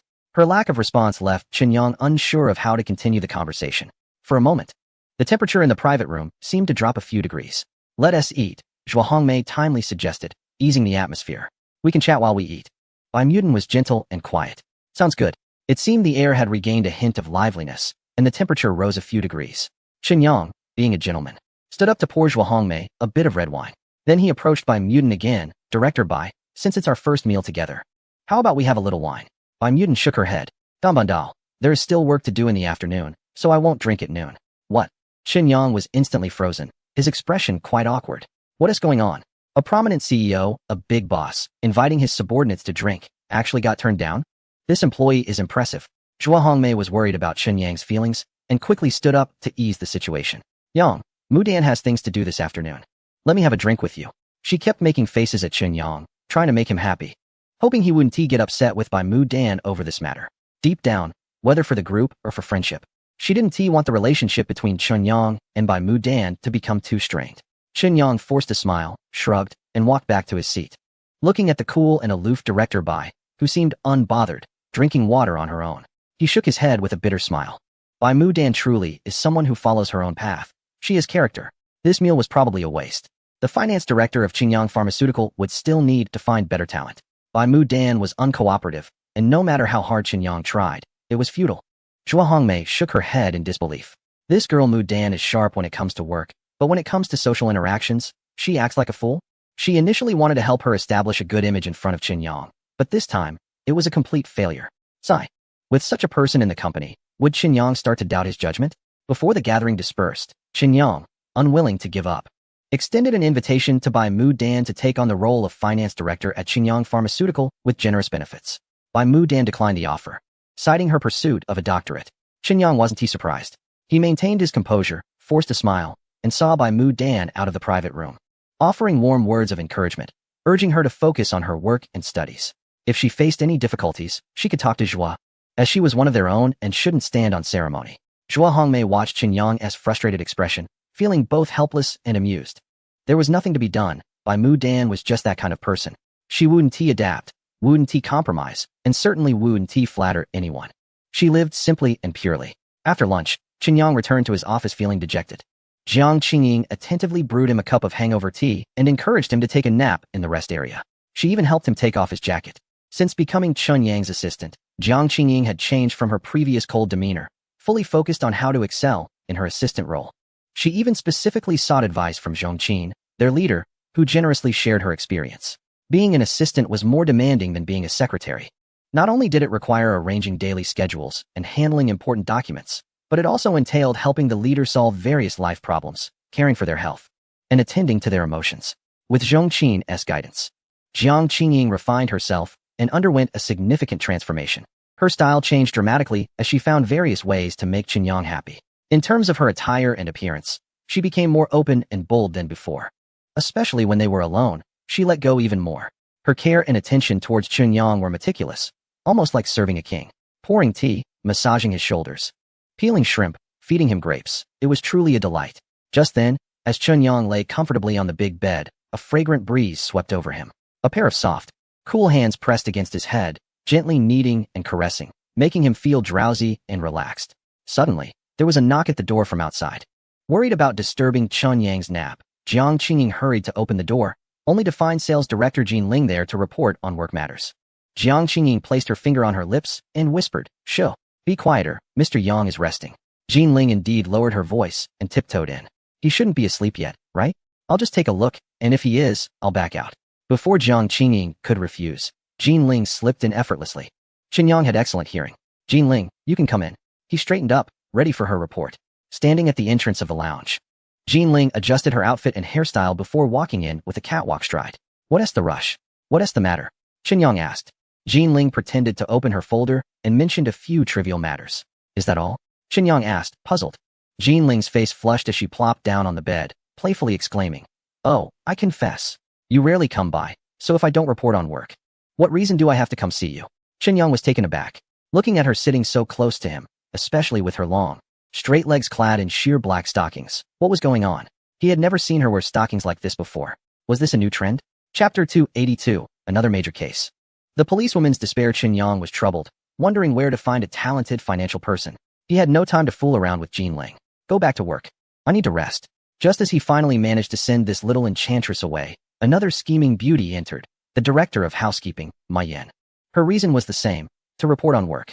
The outfit had changed though. Instead of long legs and black stockings, she wore a tight-fitting black skirt. Before entering, this stunning beauty intentionally unbuttoned 2 buttons on her blouse, revealing lace trim and a black mesh bra beneath, contrasting sharply with her fair, delicate skin, creating a strong visual impact. Before Ma Yan could finish her report, Qin Yang could no longer bear it and directly asked Jiang Qingying to chase her out. What the heck? These beautiful women are all teasing me. Am I some kind of delicacy? Is the door locked? Seeing Jiang Qingying come back, Qin Yang asked with concern. The little assistant nodded. However, he didn't leave the lounge. Qin Yang pulled the blanket over his body. What do you want to do? Jiang Qingying felt a strong sense of crisis but didn't know what to do. Don't you need a massage? Qin Yang quickly shook his head. No, you can go out. Jiang Qingying looked a bit disappointed. Oh, she turned back 3 times as she walked away. Then you rest well. Call me if you need anything. I'll be right at the door. Qin Yang nodded and reminded her. Let me sleep for an hour. No one is allowed to come in. Block them all. Jiang Qingying nodded vigorously. Okay. Once the door closed, it was finally quiet. Qin Yang had a good sleep. After getting up, he found that Jiang Qingying had moved a small stool and was sitting at the door of the president's office. It didn't matter who came to report. They were all intercepted. She held her pose for over an hour, feeling both thirsty and tired. Rubbing her waist and hips, she felt satisfied nonetheless. Qin Yang seriously suspected that this girl was not just being diligent, but was using public resources for personal reasons. During this time, Jiang Qingying intercepted report requests from Shui Yufeng, Lu Yiji, Zhu Ying, and others. She even saw Zhong Qin turn around from a distance, noticing Jiang Qingying blocking the door and quietly retreating. Jiang Qingying was both surprised and puzzled.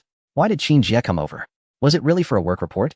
In the afternoon, Qin Yang gathered the senior management of Chaoyang Hotel Group, including the headquarters and various branches, for a meeting to hear everyone's work reports. They resolved several significant matters that required his decision.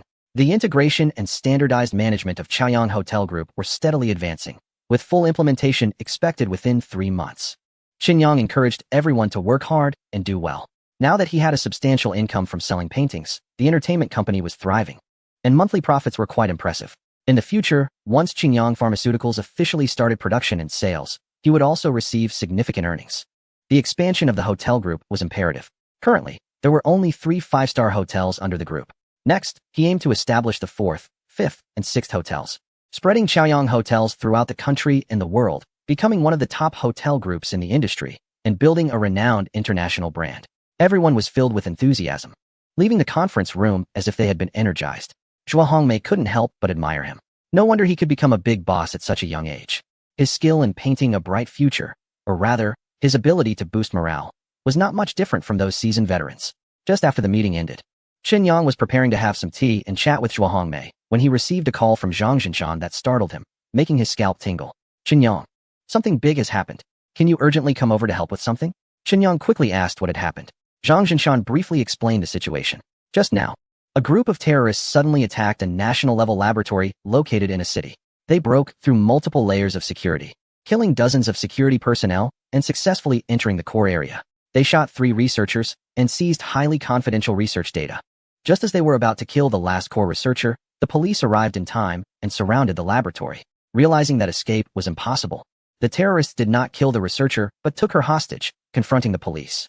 The local police mobilized criminal investigation teams and special forces to conduct a strong assault on the laboratory, attempting to rescue the hostage and reclaim the research results.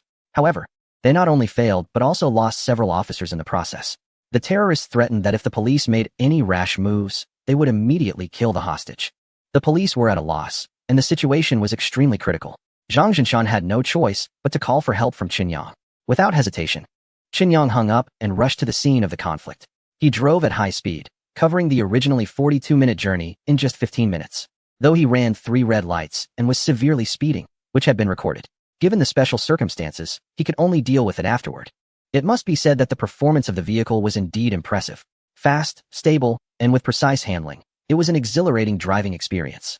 Upon arriving at the scene and seeing the distressed Zhang Jinshan, Qin Yang's first question was, "How's the hostage?"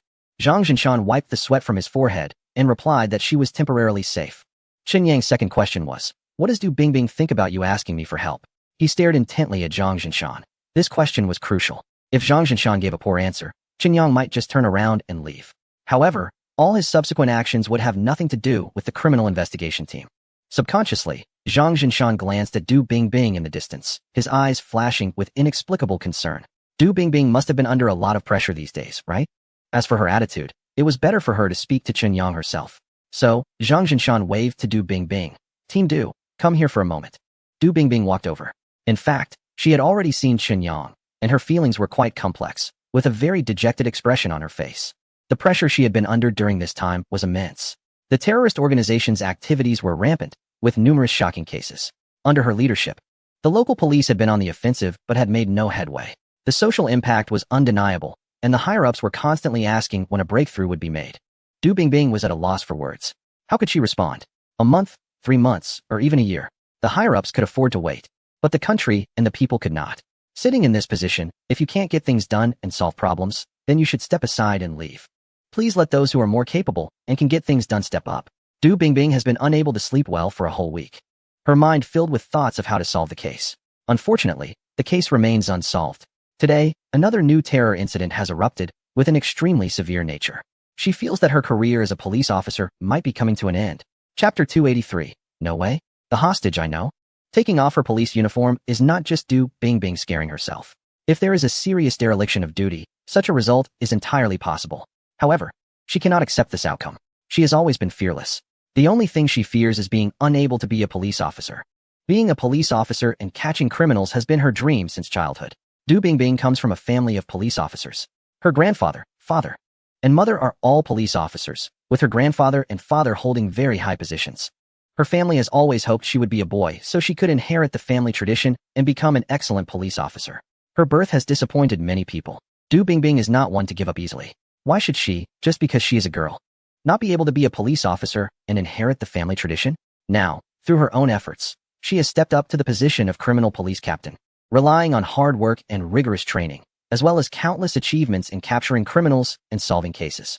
How could she possibly accept the end of her police career? How could she go home and face her parents and family? However, this time, the terror activity erupted too suddenly, with a target that is extremely sensitive, a national-level laboratory. What kind of place is this? Just pulling out any one person is a national treasure-level researcher. Any research outcome produced here represents cutting-edge technology in the world. This is like poking a hornet's nest. Moreover, dozens of people have died, including 3 important researchers. The loss is tremendous, and the impact is disastrous. It's simply unimaginable. Her superiors are furious and have issued severe criticisms. They have delivered an ultimatum. If this incident cannot be resolved satisfactorily in the shortest possible time, she will bear the consequences. The implication is clear. Demotion and punishment are minor issues. It's very likely she could even lose her position as a police officer. This is the outcome she fears the most. When she was at a loss, Zhang Jinshan suddenly suggested bringing Qin Yang in to assist, saying there might still be hope. Du Bingbing's eyes brightened. After several collaborations, she highly recognizes Qin Yang's abilities. Otherwise, she wouldn't have proposed bringing him into the criminal police team. At that time, she agreed without hesitation to ask Qin Yang for help. This is a lifeline. Now, seeing Qin Yang standing right in front of her, she feels a bit shy. There's an inexplicable sense of pride within her. She doesn't want to back down. What does it feel like? She couldn't say for sure. Time was pressing. Qin Yang, however, did not give her much time to hesitate and weigh her options. Unable to hold back, she asked, "Captain Du, do you need my help?" Before revealing his identity, Qin Yang was just an enthusiastic citizen. Without the police's consent, he couldn't participate in such a dangerous operation. Du Bingbing's face flushed. She felt that Chunyang was doing this on purpose, as she had not been very polite to him in the past few encounters. Their relationship had been unpleasant, and this time he seized the opportunity to force her to back down. Asking for his help would mean admitting that she was not as good as him, which was equivalent to conceding defeat. Du Bingbing puffed her cheeks and raised her chin slightly, gritting her teeth in silence. Zhang Zhinshan, standing nearby, was nearly jumping out of frustration, almost tearing his hair out. Captain Du, what time is it now? It's an emergency. The terrorists could change their plans at any moment. If something goes wrong, if hostages die or research results are stolen, we would all be criminals in the eyes of the nation. Losing the police uniform is nothing. The worst part is being able to save them, but not doing so, leaving a lifelong regret. Are you really willing to see such an outcome? In the days to come, can you forgive yourself for this? Du Bingbing's hand trembled, her eyes wide open in shock. She was terrified. Personal victories and losses were insignificant compared to the interests of the country and the people. How could she let personal matters affect the bigger picture? She didn't become a police officer for personal gain, but to serve her country sincerely. In the next moment, she held back her tears and spoke to Chunyang. I'm sorry. I was wrong before, and I apologize to you. Please forgive the past, and help me this once. Thank you. After saying all this in one breath, she didn't wait for Chunyang's response. She turned and ran away, covering her face. Chunyang looked on in confusion. What did I do to you? The dignified captain of the criminal police and the top policewoman of Jiangxing was reduced to this? I just asked you to agree to let me help your team. This is a chance to earn you credit, isn't it good? Some police officers around looked at Chunyang with strange expressions. He felt wronged. From start to finish. It seemed like Du Bingbing had always been targeting him. When had he ever bullied her? Sigh. Zhang Zhinshan sighed deeply. This girl was great in every way. But she was just too strong-willed. The minor friction between them was clear to him. In his view, it was hardly a big deal.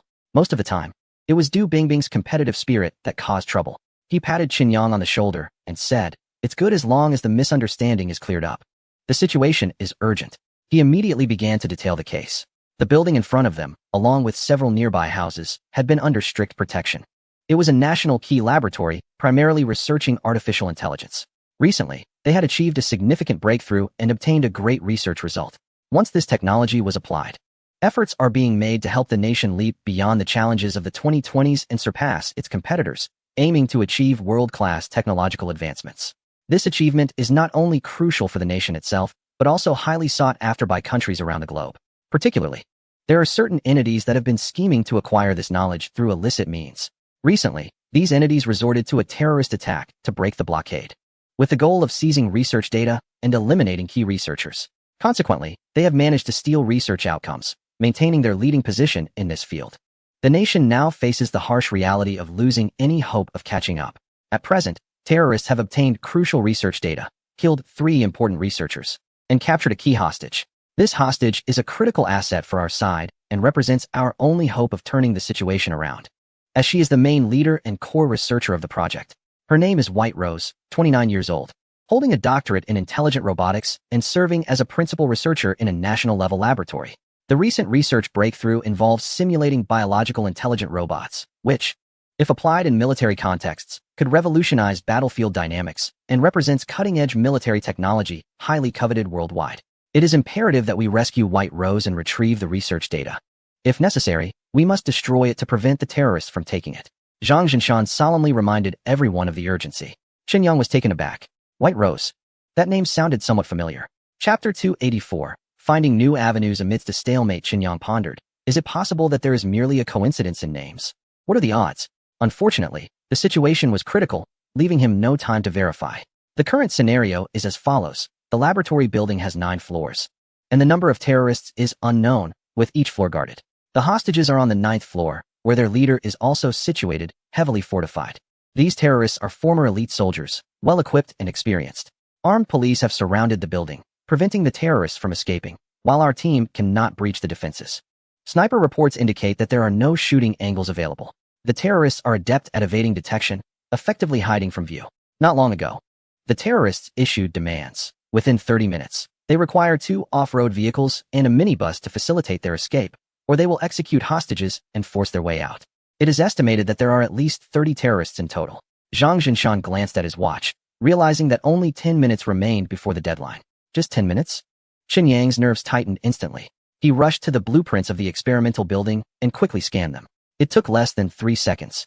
Then he looked up and glanced around to observe the terrain. The terrorists were all seasoned veterans with extensive combat experience. They had set up intricate defenses, with guards watching from all 4 directions of the building.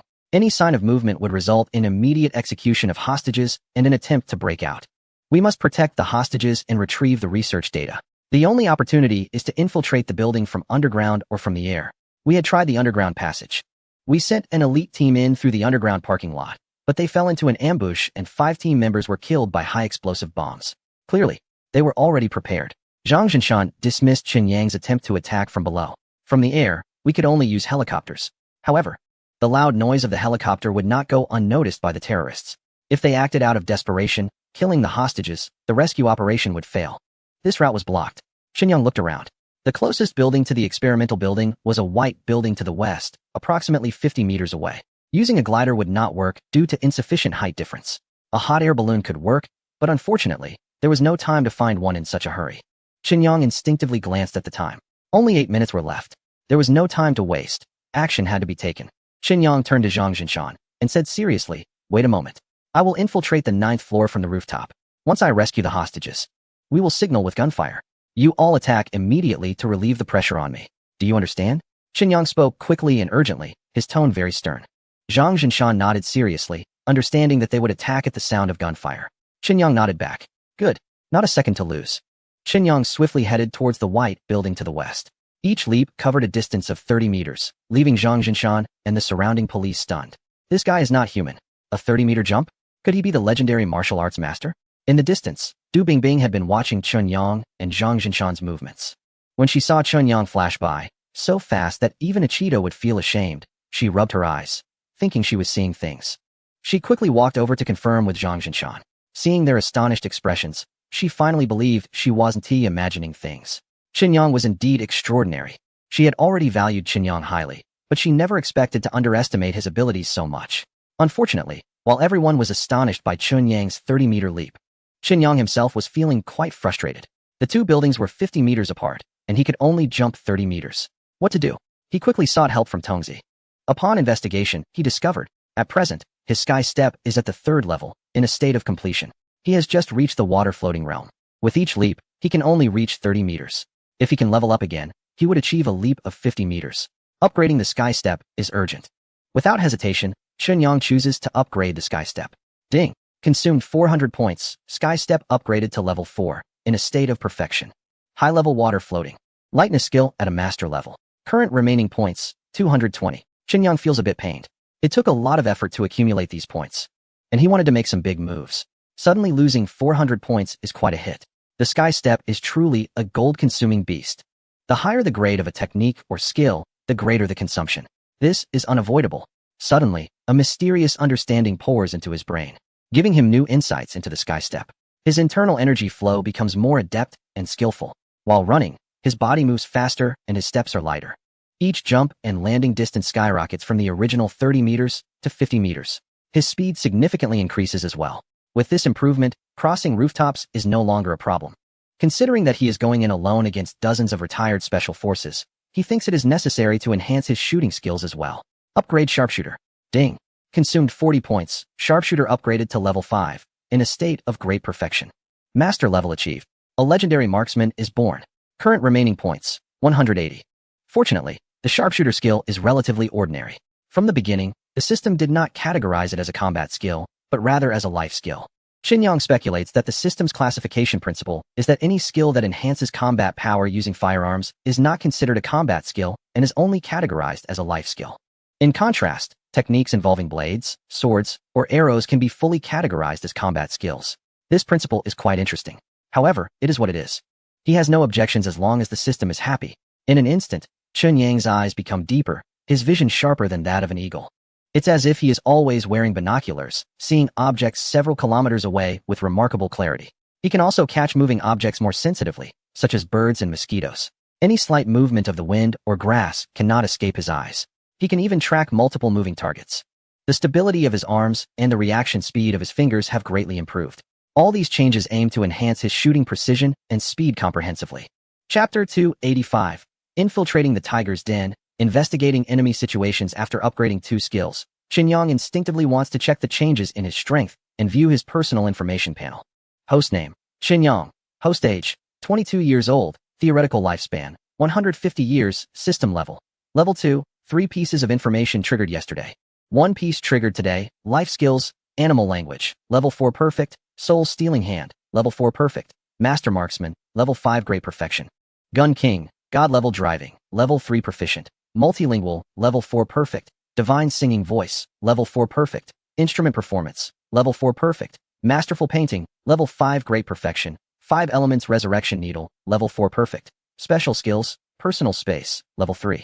10 cubic meters, golden eyes, level 1 scanning range. 1 meter, secret voice transmission, level 4 transmission range. 30 meters, combat skills, combat technique, level 4 perfect. Sky treading step, level 4 perfect. Advanced water walking, invisible thief, level 4 perfect. Shadowless, heart crushing palm, level 4 perfect. Heart crushing with 1 palm. Star plucking and moon taking, level 1 beginner. Capturing dragons and taming tigers, void grand hand seal, level 3 great achievement. Power, instant, break, capture. Suppress, cultivation secret method, longevity formula, 3rd level. Combat power level, dark warrior, strength evaluation, by relying on star plucking hand, sky treading step, and void grand hand seal. He surpasses intermediate shadow warriors. The entire panel has 3 changes. First, the level of master marksman has increased from level 4 perfect to level 5 great perfection, reaching the grandmaster realm.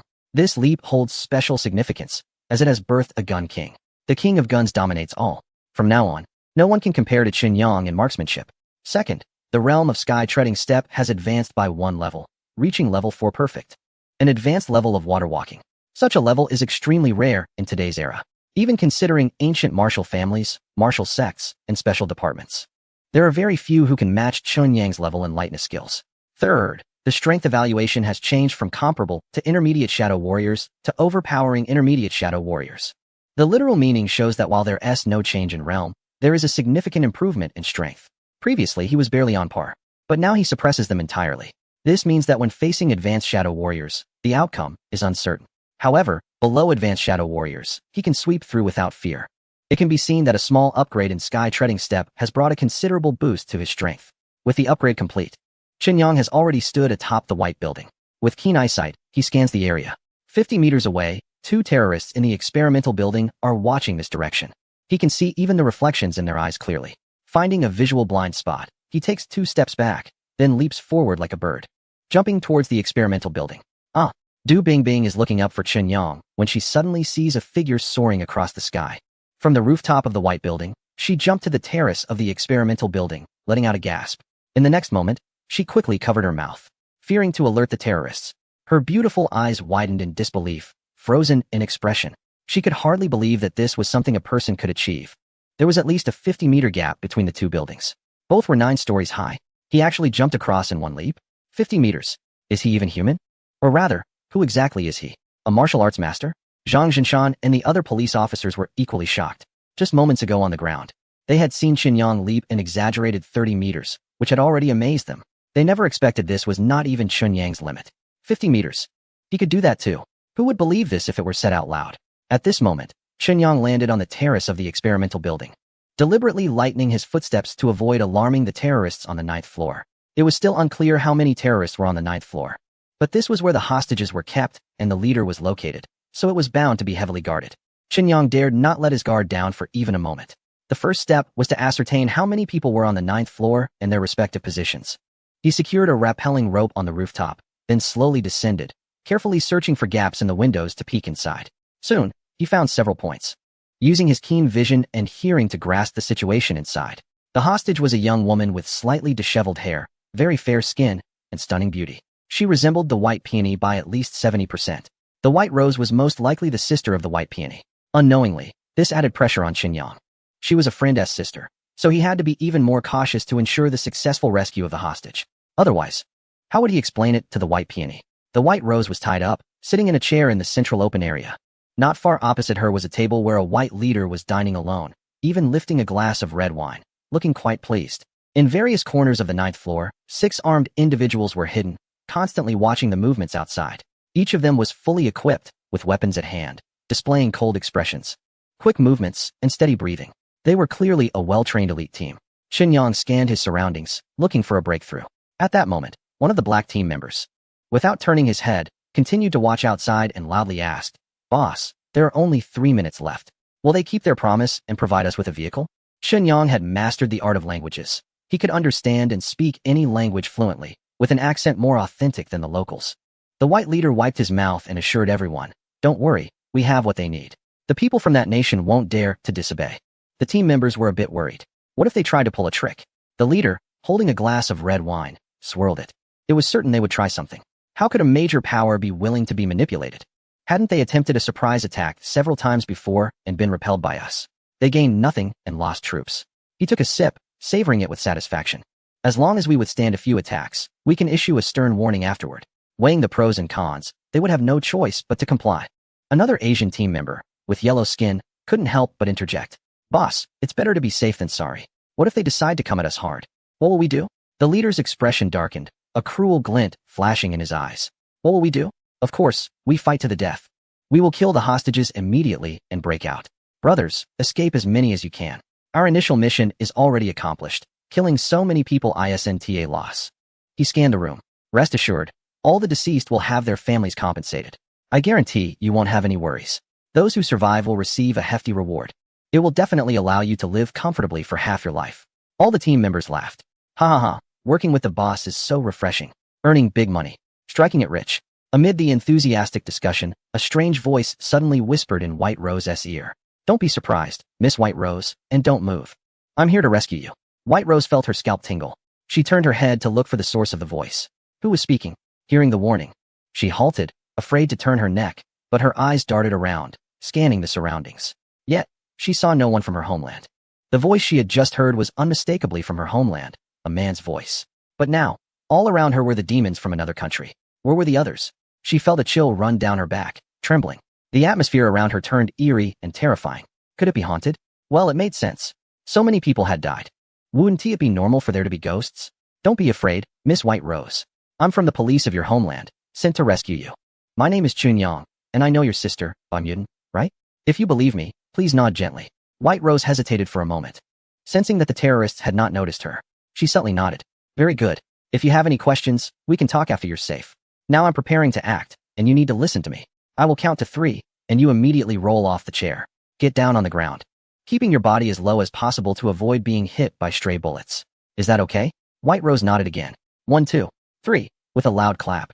White Rose pretended to fall and tumbled off the chair, lying flat on the ground, motionless. At the same time, Shenyang silently slipped in through an impossible gap. Whoosh, whoosh. 2 flying knives were released, striking the throats of 2 terrorists with precision, leaving them no time to fire their guns or make a sound. Next, Shenyang moved like a shadow, without a sound, quietly approaching the 2 terrorists from behind. One swift strike shattered the internal organs of one, causing him to collapse. Shenyang gently caught the body and laid it down on the ground. On the 9th floor, there were still 3 terrorists remaining, 1 leader and 2 team members. Shenyang took out a flying knife, preparing to eliminate the 5th one. Suddenly, the 6th member turned around and caught sight of the unfamiliar Shenyang. In an instant, the 5th team member and the white leader both turned to face Shenyang. The 2 team members raised their guns, aiming at Shenyang, while the white leader lunged toward the nearby hostage, attempting to take her as a shield. With no hesitation, Shenyang threw the flying knife, intercepting the white leader's charge. The knife severed one of the leader's fingers, causing him to roll on the ground and hide in the corner, too frightened to approach the hostage again. At that moment, the 2 team members had their guns aimed at Shenyang, firing bullets with blazing flames. Anticipating this, Shenyang executed a swift move, drawing a handgun from his concealed space. His marksmanship, at the Grandmaster level, was extraordinary. Bang, bang. Without even seeing the gun's shadow, 2 bullets were fired almost simultaneously. Thud, thud. The 2 team members fell to the ground. The white leader looked at Shenyang in terror. What kind of monster is this? The flying knives are impressive. The movement is incredible, but the marksmanship, it's even more terrifying. He dared not entertain any thoughts of luck or resistance. As an expert, he recognized Shenyang's level immediately. He was undoubtedly among the top combatants in any nation. Although he was a seasoned soldier, facing such a person meant only one outcome: death.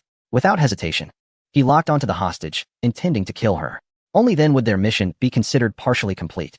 As for whether they could bring back research materials, that was left to fate. Bang! He extended the muzzle from the corner and fired toward the hostage. In front of Shenyang. He didn't dare to show his face, not even his hand. Only the gun's muzzle was visible. Such a shot would surely lack accuracy, but it terrified the hostage. Ah! She screamed loudly. Shenyang stepped over to her side, shielding her with his body, and then raised his gun, walking directly toward that corner. For an ordinary person, such an action would be tantamount to seeking death. But was he an ordinary person? No. He was the king of guns.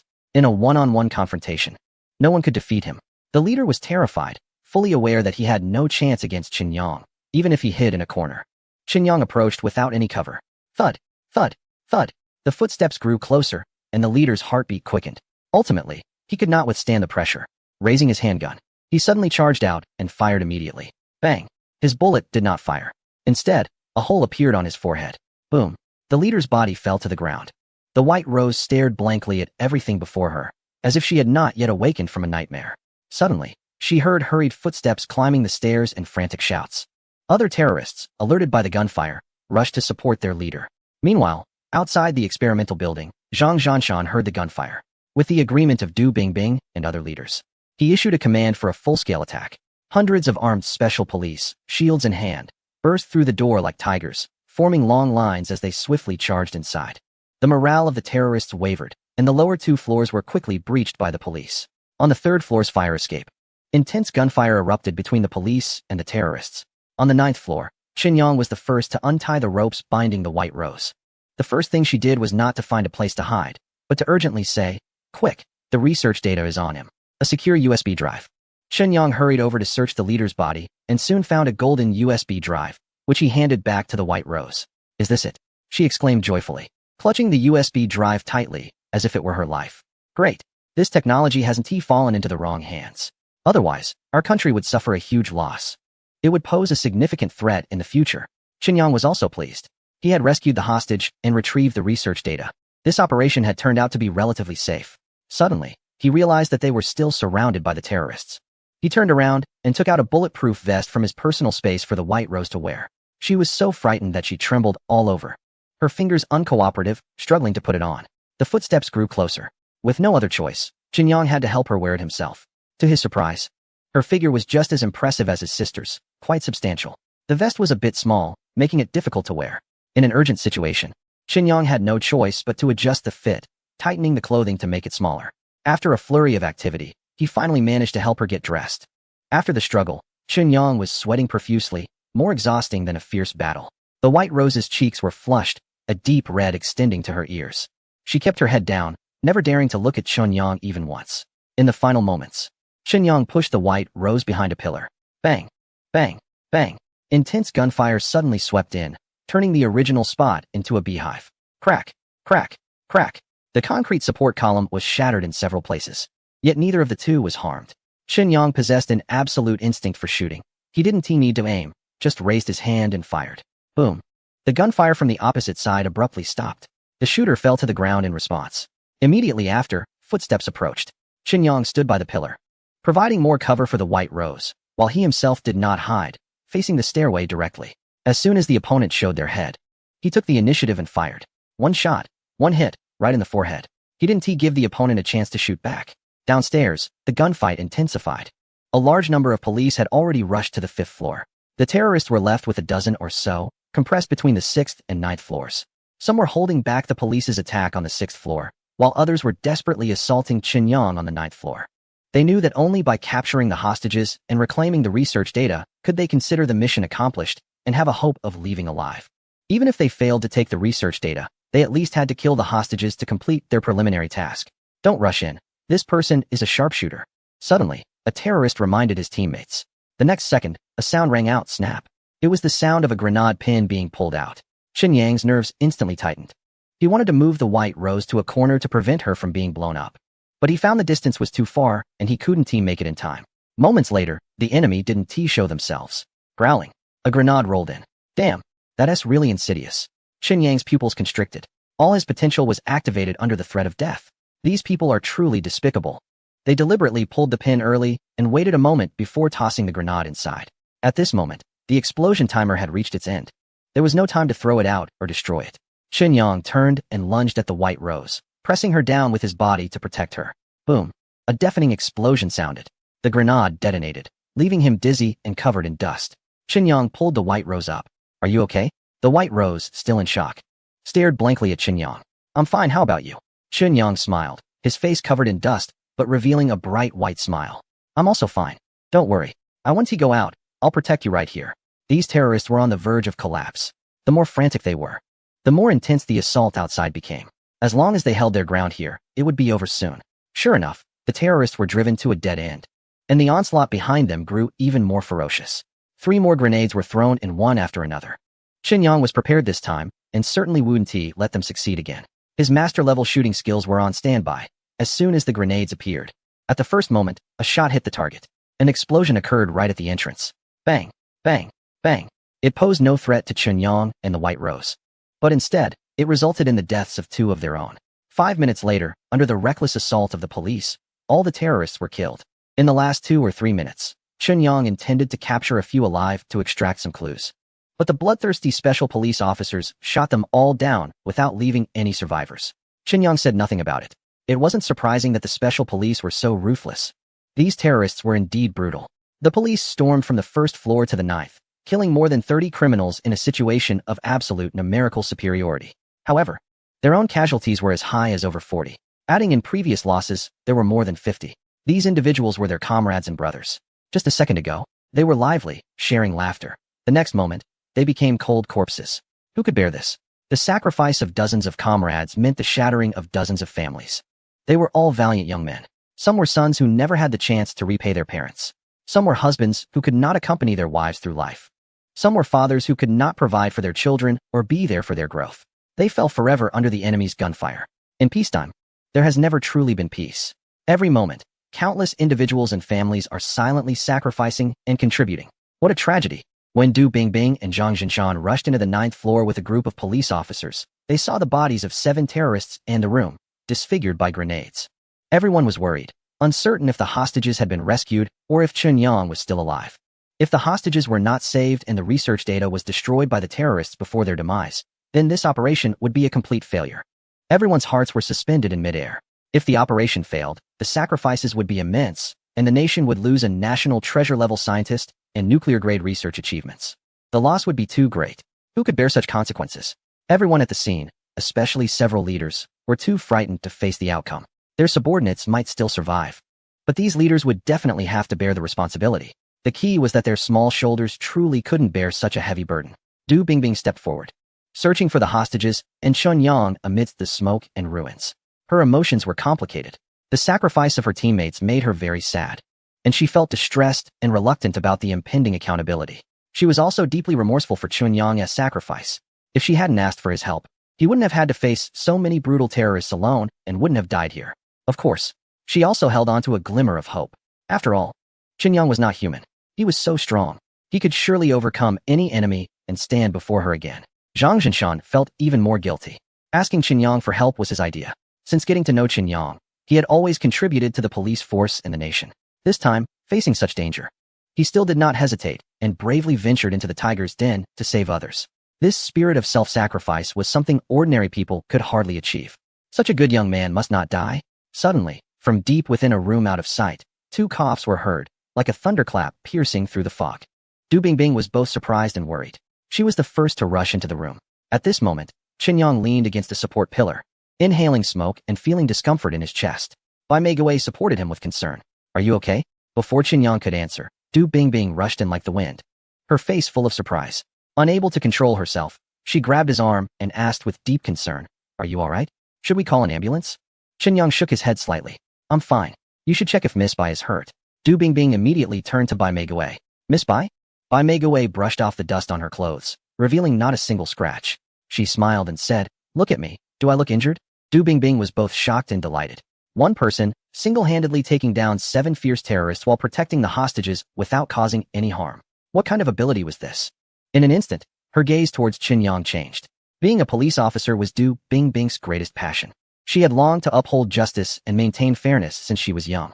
She had an inexplicable admiration for the strong, especially heroic figures. At this moment, Qinyang's image in her mind was that of a superhero, radiating brilliance. Suddenly, her face flushed, and she felt a bit shy to look at Qinyang for too long. Fortunately, Zhang Jinshan appeared just in time, preventing her from feeling awkward. Qinyang, are you all right? I was so worried. What if something happened to you? Qinyang interrupted him with a smile. Team Zhang, don't curse me.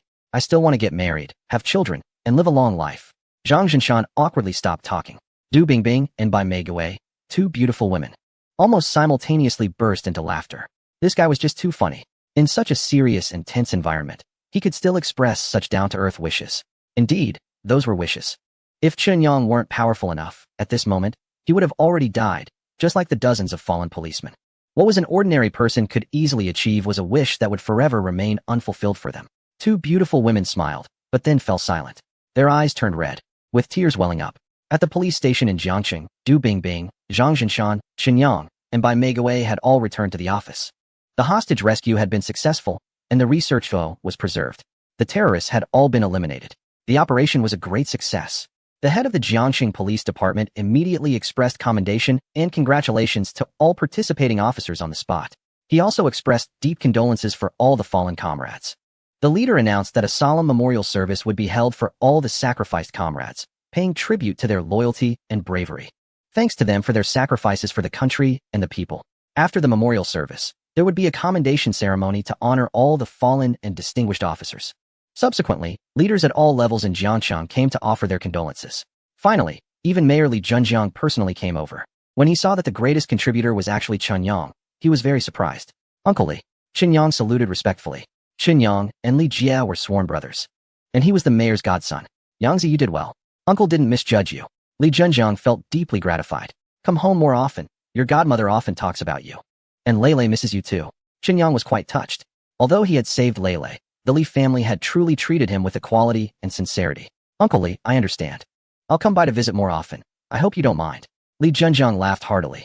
Afterward, Li Junjiang convened a small meeting with a few relevant leaders in a small conference room to discuss the aftermath of the incident. Bai Meiguei was invited to attend. Although it originally had nothing to do with Chunyang, he proactively applied to participate. The reason was that Chunyang had received a call from Tang Xinyu. The incident involving Bai Meiguei had officially been taken over by the Military Intelligence Bureau's Special Operations Department. Li Junjiang came over because he received orders from superiors to have local departments cooperate fully. As a colonel senior consultant at the Special Operations Department, Chunyang was fully responsible for this incident. Therefore, he had to reveal his true identity. Bai Meiguei had a look of understanding. In her mind, Chunyang could participate in the operation and was so capable, so his identity must be significant. However, she wasn't quite sure what his identity truly meant. Zhang Jinshan was dumbfounded. He had known Chunyang the longest. Back then, Chunyang was just an ordinary young man, trying to earn a small bounty by mingling with criminals and spies every day. Who would have thought he would grow to this extent? A special department, high-ranking leader, colonel senior consultant.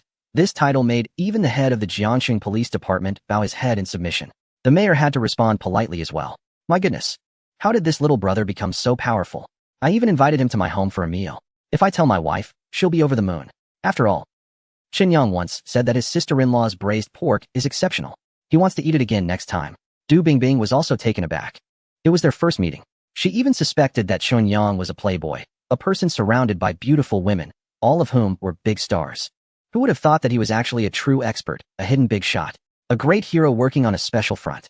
In an instant, Chunyang's image completely overlapped with the Prince Charming from her dreams. Li Junjiang was equally shocked. He thought it was already remarkable that Chunyang could participate in the operation and achieve first merit. Unexpectedly, Chunyang gave him an even greater surprise. At such a young age, he held a high position. Although his military rank was only colonel, the Special Operations Division of the Military Intelligence Bureau is a unit with guiding authority over all law enforcement departments nationwide. Though the office is small, the power is significant. Chunyang was the same. His rank may not be high, but his privileges were great. He could not be regarded as an ordinary colonel officer. Upon further thought, Chunyang had no background and no connections. What qualified him for such an important position? It must be his terrifying abilities and countless achievements that built up his status. It's chilling to think about. At the meeting, Chunyang officially took over all subsequent work and immediately made a call to the third group in Jiangxing, asking Black Tiger to personally bring people over. In less than 20 minutes, Black Tiger hurriedly arrived at the police station with a team of elite members. Chunyang instructed him to select strong soldiers for 24-hour close protection of White Rose's safety. As for the scientific research results, personnel would be sent from headquarters to assist. The third group would dispatch experts to secretly deliver them to the National Academy of Sciences. Seeing Chunyang command and coordinate with composure, Du Bingbing and Zhang Jinshan were left speechless, their mouths agape as if they had seen an alien. Brother Zhang, Chunyang patted Zhang Jinshan's shoulder. I need to trouble you with one thing. Chapter 289, a life-saving favor. Bring a sister to repay. Zhang Jinshan was both surprised and delighted. He shivered and straightened his chest. What is it? I will do my best. Qinyang smiled. No need to be so serious, it's a small matter. Just now. To save time, my car ran a few red lights and exceeded the speed limit. Could you help me take care of it? Zhang Jinshan was taken aback for a moment, then patted his chest. It's a small matter. It's all for the case. It can be considered official duty. I'll just give a heads up to the traffic police, and it will be fine. Qinyang smiled. Thank you. At this time, Li Junjiang and several senior leaders had already left. White Rose looked at Qinyang, her face filled with gratitude. Officer Chen. Qinyang smiled and waved his hand. Miss Bai, I'm not a police officer, you don't need to call me officer. White Rose was in a dilemma. She wasn't sure what Qinyang's identity was or how she should address him. Qinyang smiled and said, I'm a colleague and good friend of your sister, Bai Mudan. Just call me by my name. You are older than me. And you can call me Qinyang or Yangzi. The White Rose smiled in surprise and said, Really? Do you know my sister? Are you good friends? She couldn't believe it. The hero who saved her life is actually a good friend of her sister Peony? What a coincidence. Qinyang shrugged his shoulders and said helplessly, If you don't believe me, you can call and verify. But please keep my identity in the government confidential. The White Rose nodded. Although she didn't know what Chun Yang's department was really about, she could tell from others' reactions that his identity was significant and highly classified. Soon, the White Rose dialed her sister's number. The two sisters chatted for a while before hanging up. The way the White Rose looked at Chun Yang changed again. She didn't expect that in addition to his special department identity, Chun Yang was also a billionaire and the big boss of Mutant. This young man was becoming increasingly mysterious. Who exactly is he? How did he achieve such remarkable accomplishments in multiple fields at such a young age? Suddenly, Chun Yang made a request.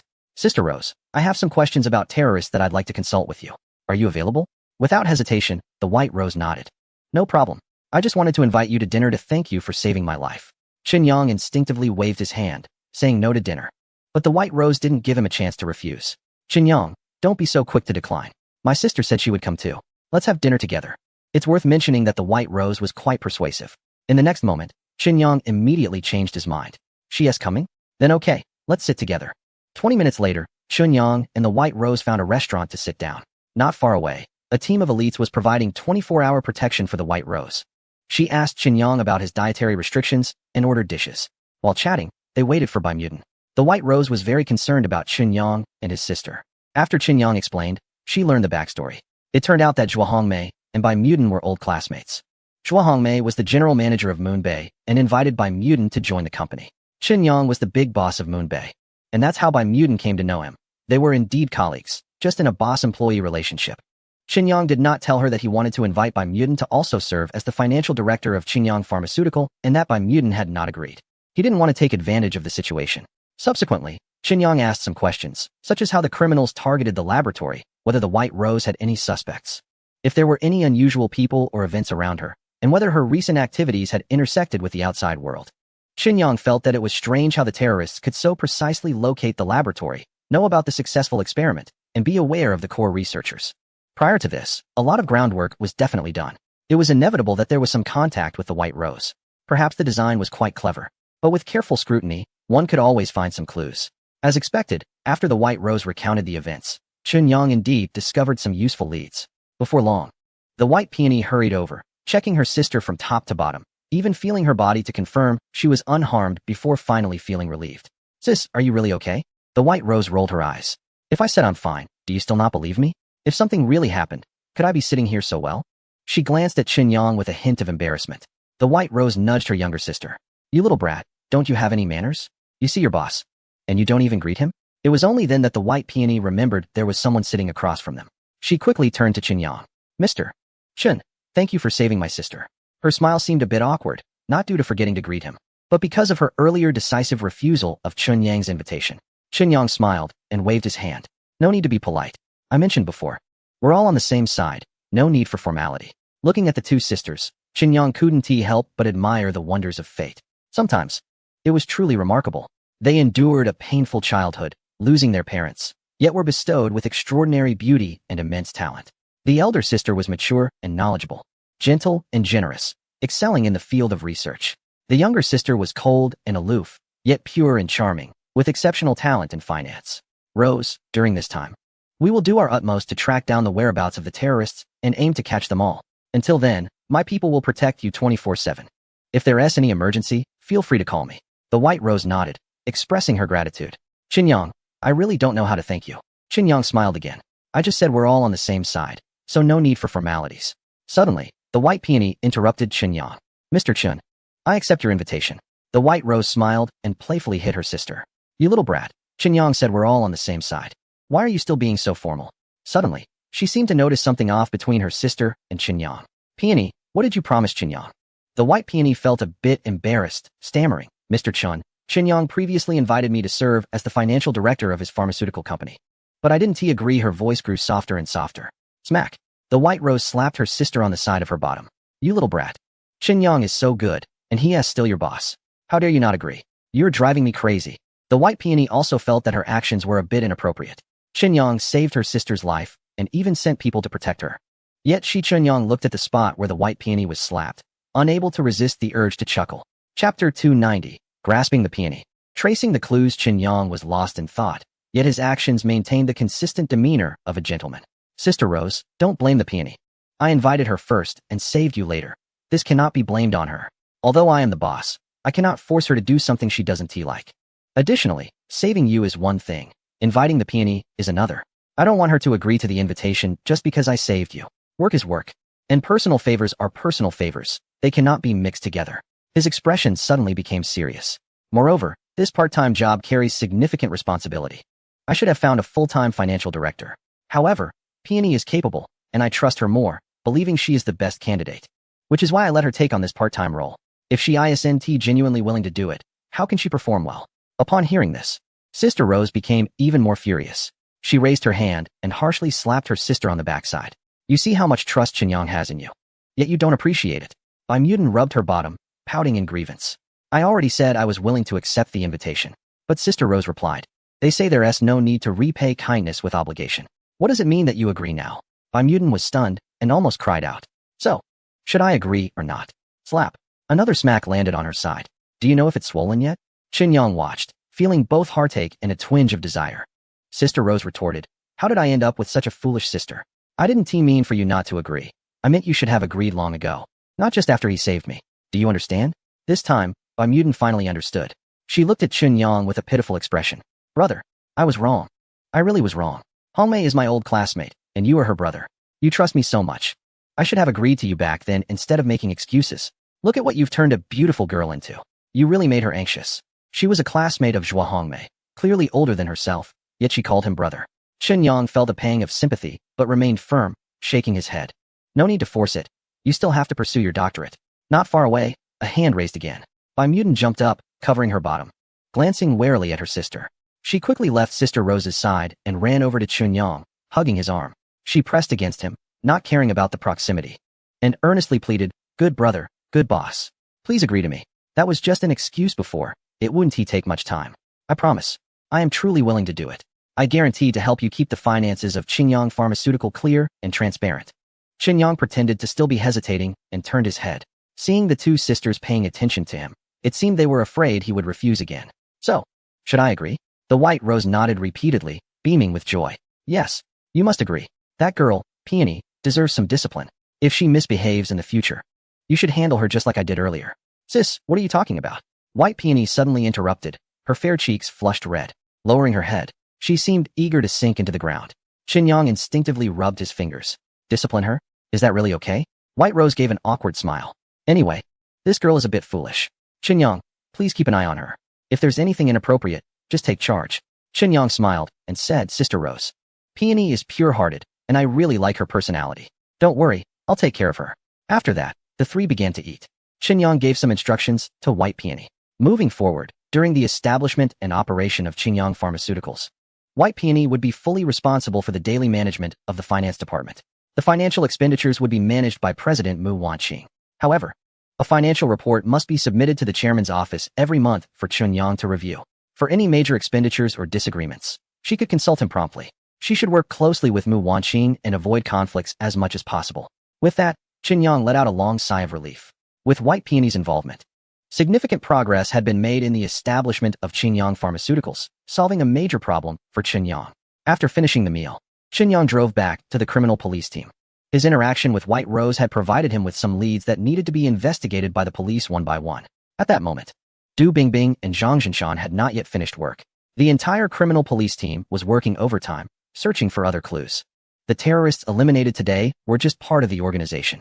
Until their leaders and base were entirely taken down, the entire Jiang city, and even the whole region, would not find peace. There was always a possibility of another violent incident occurring like today's. This time, it was fortunate to have someone like Qin Yang, a remarkable individual, to rescue the hostages and retrieve the research materials. Yet, it also cost dozens of lives, which was a significant loss. If it happened again, one could only imagine what the outcome would be.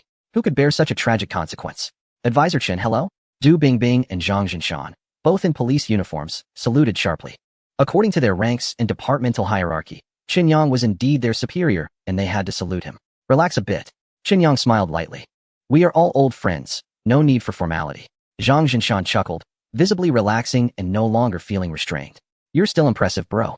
In no time, both Du and I will be following your lead. Du Bingbing felt a bit shy and still found it hard to let go. Previously, she and Qin Yang had not gotten along well, often clashing. The misunderstanding has been resolved, but it is still impossible to become as familiar as Zhang Jinshan. In the team leader's office, Du Bingbing personally poured a cup of hot tea for Qin Yang. Zhang Jinshan was very self-aware. I wouldn't dare to trouble the team leader. I can do it myself. He poured himself a cup of tea and also prepared one for Du Bingbing. The three of them sat around the tea table, drinking tea and discussing the case. Qin Yang shared the information he had gathered about the White Rose and some of his analyses with the two of them. Du Bingbing was delighted. A friendly exchange meeting in natural sciences? They got in touch with the White Rose through that? Qin Yang nodded. The White Rose leads a very monotonous life outside of research and has basically no social interactions. This exchange meeting is her only opportunity to meet strangers. And it's also the only chance for someone with ulterior motives to approach her. Zhang Jinshan suddenly became excited, saying he wanted to personally take charge of this case. He stood up, ready to rush out. Zhang, come back. Qin Yang called out in time. Why are you in such a hurry? I haven't shared an important piece of information yet. Zhang Jinshan sheepishly smiled and returned. I was too eager. Du Bingbing shot him a fierce glare. If you act recklessly like this again, I'll assign someone else to take over. Zhang Jinshan was startled. No, I can be steady, I can be honest. I can be obedient. Just don't change it, okay? Du Bingbing snorted coldly and remained silent. Qin Yang took out a piece of paper and a pen. I'll write down a few names for you. This is my preliminary screening result, but it needs further confirmation. You should use the process of elimination through various channels to narrow it down to a few key suspects. Then send capable subordinates to investigate, track, listen, and monitor them. I believe there will definitely be some gains. With the clues in hand, Zhang Jinshan was filled with energy, eager to set off immediately. He glanced at Du Bingbing, but had to hold back. Du Bingbing's expression was serious. Old Zhang, you are fully responsible for this matter. If you need more personnel, I will have other teams cooperate fully. You just need to draw from them. The only requirement is, be bold in your reasoning, but cautious in your verification. Qin Yang also earnestly reminded him, remember, do not alert the enemy. Report any progress to me immediately. Our opponents are ruthless and can kill at any moment. You must be careful. The serious reminders from Du Bingbing and Qin Yang made Zhang Jinshan's expression become solemn, and he became a bit more cautious. You two leaders can rest assured. I will definitely be careful. Then, he pretended to be relaxed and said, you still don't trust my work, do you? I guarantee I won't drop the ball. After the meeting concluded, Zhang Jinshan personally led his team to conduct thorough investigations. Qin Yang went to the secret base of Team 3 to instruct He Hu to vigorously investigate leads on the terrorist organization. The police were in the open, and Team 3 was in the dark, working together to share information. This should speed up the investigation. At that moment, Qin Yang received a phone call from Tang Xinyu, reminding him that before the terrorist organization was eradicated, it is imperative to provide focused protection for a group of top scientists within Jiangxing, especially for the individual known as the White Rose. There can be no negligence. No one knows who the next target of the terrorist organization will be. This feeling is quite dreadful. Qin Yang is fed up. He immediately instructs He Hu to assemble all the key members of Team 3. They will be divided into two groups. One group will form 8 security teams to provide 24-hour protection for the 8 top scientists. The other group will set up 5 reconnaissance teams to conduct secret operations, utilizing undercover informants, big data, and surveillance systems to filter, track, and investigate all suspicious areas, industries, and populations within Jiangxing. They will do everything possible to uncover the terrorist organization and eliminate it entirely. Qin Yang addresses the security teams, emphasizing the importance of loyalty and vigilance, ensuring the safety of the scientists by eliminating all potential risks. He instructs the reconnaissance teams to spare no effort in using all available means to find any clues and not overlook any suspicions. If the mission is successfully completed, he will personally award honors and promotions to those who excel. Currently, Qin Yang is a rising star in the intelligence agency, a model in the Special Operations Department, and a source of pride for Team 3. His combat skills, marksmanship, achievements, and rapid rise in rank are topics of admiration and envy among team members. Almost everyone looks up to Qin Yang as a role model, aspiring to achieve similar ideals in life, dreaming of becoming another him one day. It's easy to imagine how honored one would feel to receive a personal commendation from Qin Yang, enough to boast about for a lifetime. A few words from him have ignited passion among all team members, making them feel as if they've taken a stimulant. They view everyone as a potential terrorist, eager to capture anyone to earn credit. Wang Xiaoya keeps insisting on staying close to Qin Yang. As his assistant, she should remain by his side and be on standby, especially with the imminent conflict. However, Qin Yang does not agree. Xiaoya, I have an important task for you. If you can complete it successfully, I'll give you a gift. Wang Xiaoya puffs out her chest, curious about the gift. Qin Yang smiles and shakes his head. The gift? I want to keep a bit of suspense. Otherwise, how can I bring you a surprise? Wang Xiaoya smiles shyly and stops asking about the gift. What is the task? I'll do it. Qin Yang replies seriously, you will protect the White Rose and lead that team. She is a primary target for the terrorists and is in great danger. With you there, I feel more at ease. Wang Xiaoya beams with joy, feeling as sweet as honey inside. I will do my best, and won't let you down. Just after making these arrangements, Zhang Zhanshan calls. He has made progress in his investigation and wants to report to Qin Yang and Du Bingbing. Qin Yang rushes to the criminal police team. Du Bingbing and Zhang Zhanshan were already waiting for him. You police officers work really hard. It's already 10 o'clock at night, and you're still not resting. I'm so busy that I'm starving, Qin Yang joked. Zhang Zhanshan patted his stomach and realized it was also growling. Du Bingbing laughed and said, how about I treat you to some late-night snacks? Qin Yang clapped his hands in approval. That sounds great. We can feast on Captain Du's generosity. It's a pity, though, that I still miss Sister Xiuji's braised pork. Du Bingbing rolled her eyes. For a late-night snack, you still want braised pork? I didn't expect that, Zhang Zhanshan exclaimed, slapping his thigh. Bro, why don't you come to my house? Let my sister-in-law make some braised pork. We can chat while we eat. Qin Yang looked at Zhang Zhanshan in surprise. Zhang Ge, are you joking? I was just making casual talk. He glanced at the time. It's already past 10. Your sister-in-law must be resting. Besides, at this hour, there won't be any ingredients left to buy. Du Bingbing gave Zhang Zhanshan a look of disbelief, as if to say, are you out of your mind? Zhang Zhanshan scratched his head, looking embarrassed. To be honest with you too, I've been so busy with this case that I haven't returned home for 3 days. Earlier today, my wife called to check on me and said she specifically bought ingredients for dinner, including braised pork. A look of shame crossed his face. But as you know, something unexpected happened today, and I didn't have time to go back. Now my sister-in-law is angry. She says I only care about solving cases and have forgotten about her after being away for 3 days. He clasped his hands together, looking pleading. Just do me a favor and come over for late-night snacks. She was just arguing with me. If she sees you all coming over, it will give me an excuse. And she'll see that I haven't forgotten her. Plus, she really likes you guys. Once she is happy, her anger will fade. Qin Yang hesitated a bit. Zhang Gu, are you sure this plan will work? Is it reliable? Du Bingbing was also very skeptical. Isn't this a bit inappropriate? It's so late already. Aren't you worried it might backfire and make your sister-in-law even angrier?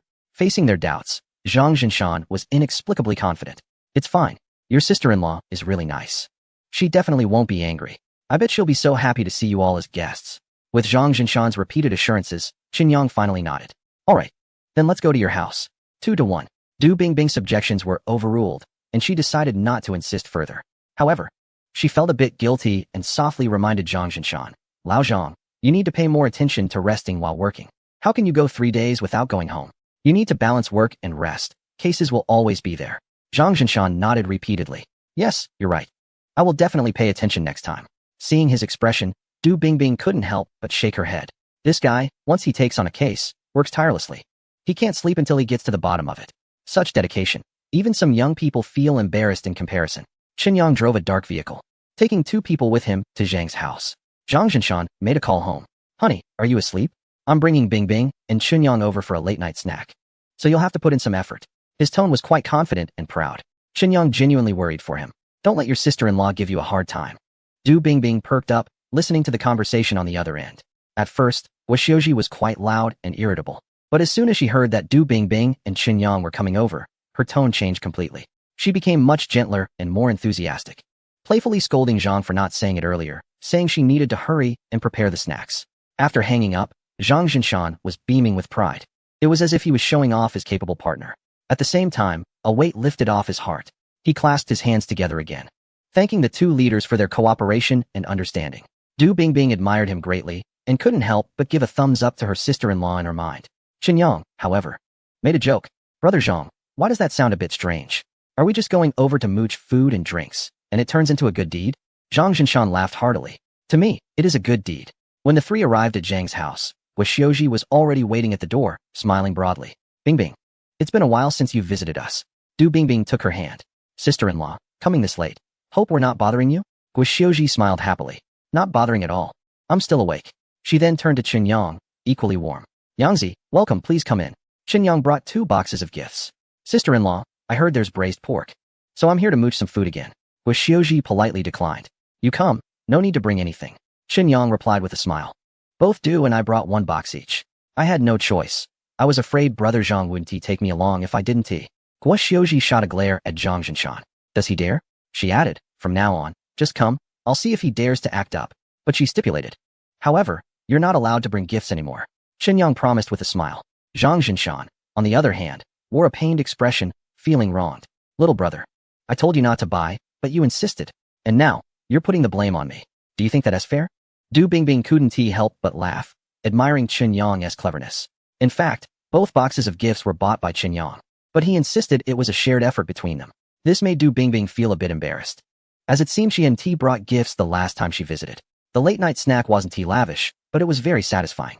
Seeing Zhang Jinshan and Guoxiuji reconciled and harmonious brought great comfort to Qinyang and Du Bingbing. After the meal, the three sat in the living room drinking tea while Guoxiuji was in the kitchen washing dishes and tidying up. Zhang Jinshan reported the latest developments in the case. From the list provided by Qinyang, 3 suspects were finally identified after a thorough screening. For now, all 3 of them are under significant suspicion. It remains uncertain whether 1, 2, or even all 3 are connected to the terrorist organization. Du Bingbing and Zhang Jinshan both looked at Qinyang. He is the main person in charge of this case, and everything will proceed according to his instructions. The most elite forces should be concentrated, and all 3 suspects must be strictly monitored. You have 1 day to conduct further confirmation and screening. If there are still no clear results after a day, then all should be apprehended. Before taking action, it is crucial to follow my arrangements and not act recklessly. Qinyang looked at Du Bingbing. This terrorist organization is executing the Blood Rose plan in Longhua under instructions from certain foreign entities, aiming to assassinate our scientists and hinder the technological development of Longhua, thus gaining an advantage in the century-long rivalry between the 2 nations. The danger posed by this terrorist activity is unimaginable. We must not alert the enemy. We must strike decisively and eliminate the root cause. Du Bingbing nodded seriously. Qinyang then turned to Zhang Jinshan. Brother Zhang, you must be very careful during the monitoring and investigation. Don't be greedy for achievements or act rashly. Report any unusual movements immediately. You've seen their methods. Never underestimate them. Zhang Jinshan suddenly stood up, saluted, and said, all actions will follow orders. Qinyang waved his hand and glanced at the kitchen, signaling Zhang Jinshan to sit down and talk. After discussing work, they waited for Guoxiuji to come out. Everyone chatted for a while, and then Qinyang proposed to leave. Zhang Jinshan looked apologetically at Guoxiuji. Dear, there's a major case that is very urgent. I still need to. Guoxiuji interrupted him with a smile. I understand, I get it.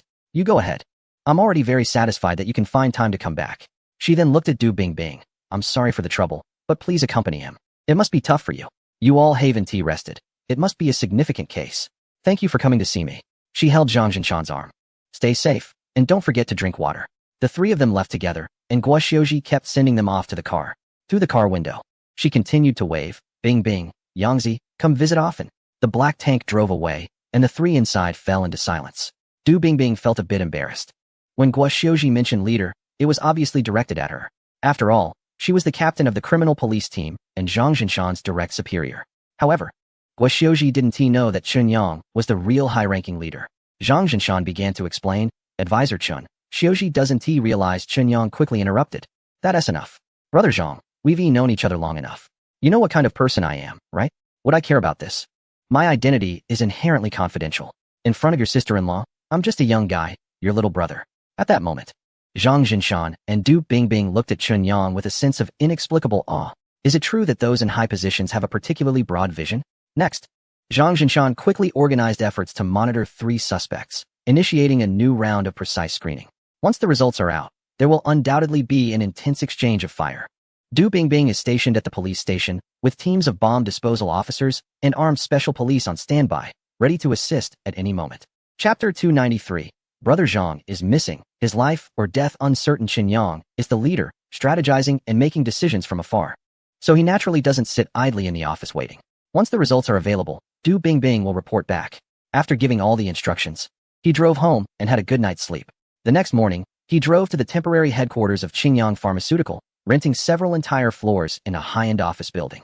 After some decoration and arrangement, it looked quite nice. Bai Mudan had already connected with Mu Wanqing, and the two beauties came to greet him. Warmly welcoming the chairman for an inspection, Mu Wanqing clapped her hands with a beaming smile. Bai Mudan stood beside her, unsure whether to clap or not. Qin Yang jokingly pointed at Mu Wanqing, saying, "President Mu, are you signaling me? I've already told you that I want to get involved in the specific affairs of Qingyang Pharmaceutical. I'll just provide the funds and the spiritual medicine. The rest is all up to you. Of course, if any major issues arise, I can help solve them." Mu Wanqing quickly waved her hands, saying, "How could I dare to signal the chairman? I just wanted to see if the leadership would care since I've been a bit busy lately." She glanced at Bai Mudan, her smile growing even more. "However, the leadership did do a good deed by sending Director Bai over. It has really helped me out. I can finally hand over all financial matters to her." Qin Yang nodded at Bai Mudan, asking, "How is the financial director I picked for you? Is she suitable?" Mu Wanqing nodded repeatedly, saying, "Very suitable, extremely suitable. Director Bai is very capable. In less than half a day, she resolved all the backlog issues. I believe that under her leadership, the finance department will surely safeguard the company's development, taking us further and higher." Bai Mudan smiled humbly, saying, "President Mu is overpraising me. Since Chairman Qin sent me over, I'm grateful for President Mu's trust. I will certainly do my work well and beautifully." Qin Yang and Mu Wanqing exchanged smiles, both very satisfied with this financial director. Next, under Mu Wanqing's introduction, Qin Yang met with the chief researcher and main researchers at the research center. They are all authorities in the pharmaceutical industry, hired with significant investment by Mu Wanqing to develop new drugs. 3 flagship products are tentatively set: Vitality Liquid, Rebirth Pill, and Life Force Dan. Vitality Liquid is a health supplement suitable for middle-aged, elderly, and wealthy individuals. Rebirth Pill is a special drug for cancer, effective for various cancer patients. Life Force Dan. It is a special medicine for treating external injuries. It can stop bleeding, promote fluid production, accelerate wound healing, and eliminate scars. According to market research, these 3 new drugs are in high demand and are best sellers in the market. Mu Wanqing discussed with the researchers and decided to initiate the development project. Currently, the progress of the research and development has only advanced by 10. However, several researchers are very confident that with the support of the miraculous medicine and funding, there will be no bottlenecks in the development of the new drugs. Once successfully developed and put on the market, the powerful efficacy is bound to cause a huge sensation, not only in the Dragon Country, but countries around the world will also scramble to acquire it. At that time, the market value of Qingyang Pharmaceutical will undoubtedly soar tenfold or even 100-fold. As the largest shareholder of the company, Qinyang's wealth will likely leap to the top of the rich list. To boost morale, Qinyang promised the chief and main researchers that as long as they succeed in the development, each contributor will be given an additional riverside villa and a luxury supercar. Everyone applauded excitedly, feeling even more motivated for the research work. After the inspection, Mu Wanqing was about to invite Qinyang to lunch when Du Bingbing suddenly called with bad news. Zhang Zhinshan was missing. Du Bingbing sounded very panicked. "What should we do? Old Zhang's number has been unreachable, and the 3 colleagues with him also had their phones turned off." Qinyang hurried to the police station while inquiring whether anyone had been sent to look for him. Du Bingbing, with a trembling voice, said that they had already sent someone, but no one was found. The police car was still at the location they were monitoring, but the people were gone. Qinyang asked how long he had been missing. Du Bingbing thought for a moment and replied that he had called her an hour ago, saying everything was normal. Qinyang was silent for a moment and said, "You must stay calm. I'll be there soon." Du Bingbing took a deep breath, trying to calm herself down. "Okay, I'll wait for you. But should we inform his wife?" Qinyang interrupted her, saying that the situation was unclear, and it was best not to notify her for now to avoid unnecessary worry. They could inform her later when there was more information. Du Bingbing felt very conflicted but agreed, saying, "All right, I'll listen to you." After hanging up, Qinyang stepped on the gas, and the black vehicle sped towards the police station like a whirlwind. Meanwhile, his mind was racing, wondering what had happened to Zhang Zhinshan.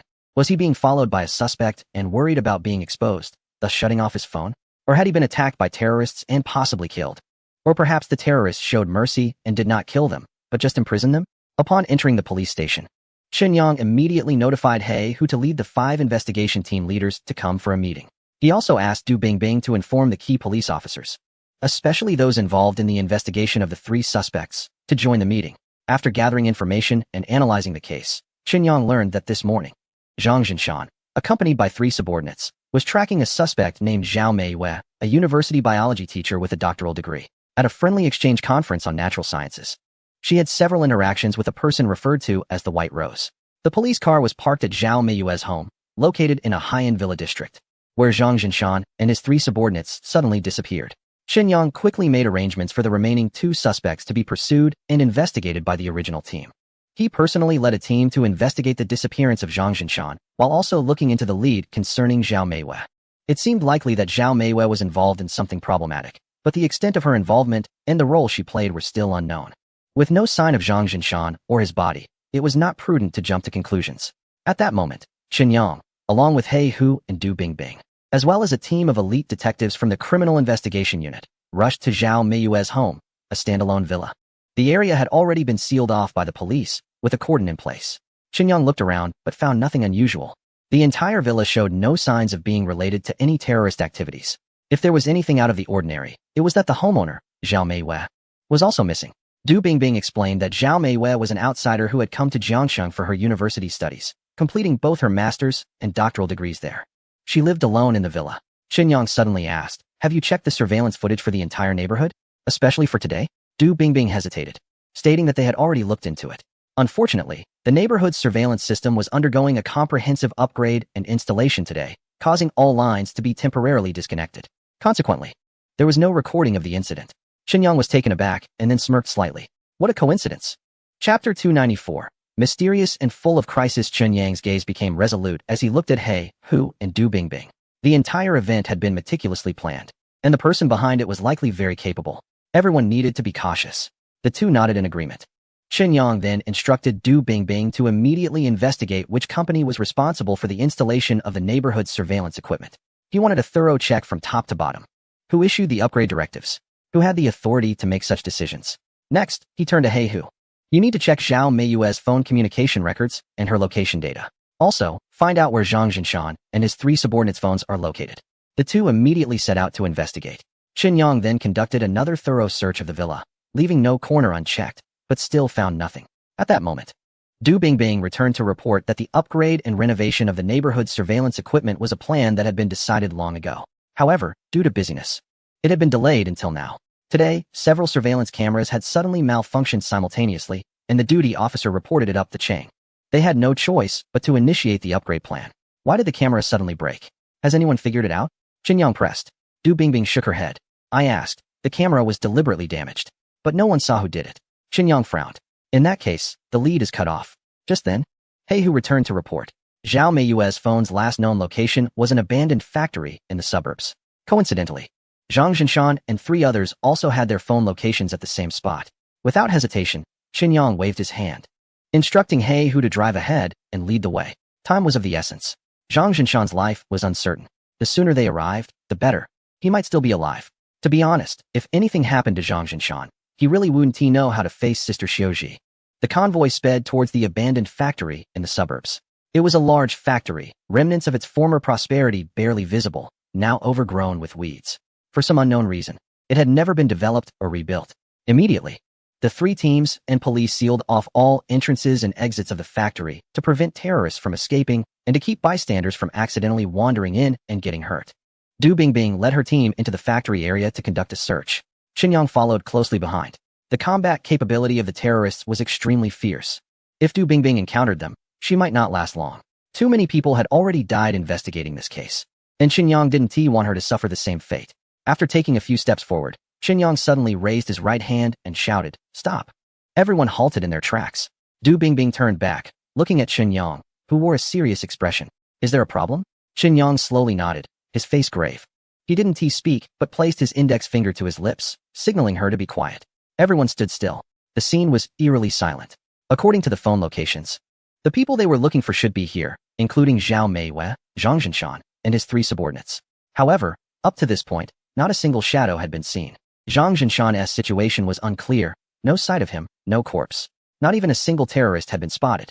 This situation was highly unreasonable, to say the least, and extremely bizarre. The entire factory area was devoid of any people. It was frighteningly quiet.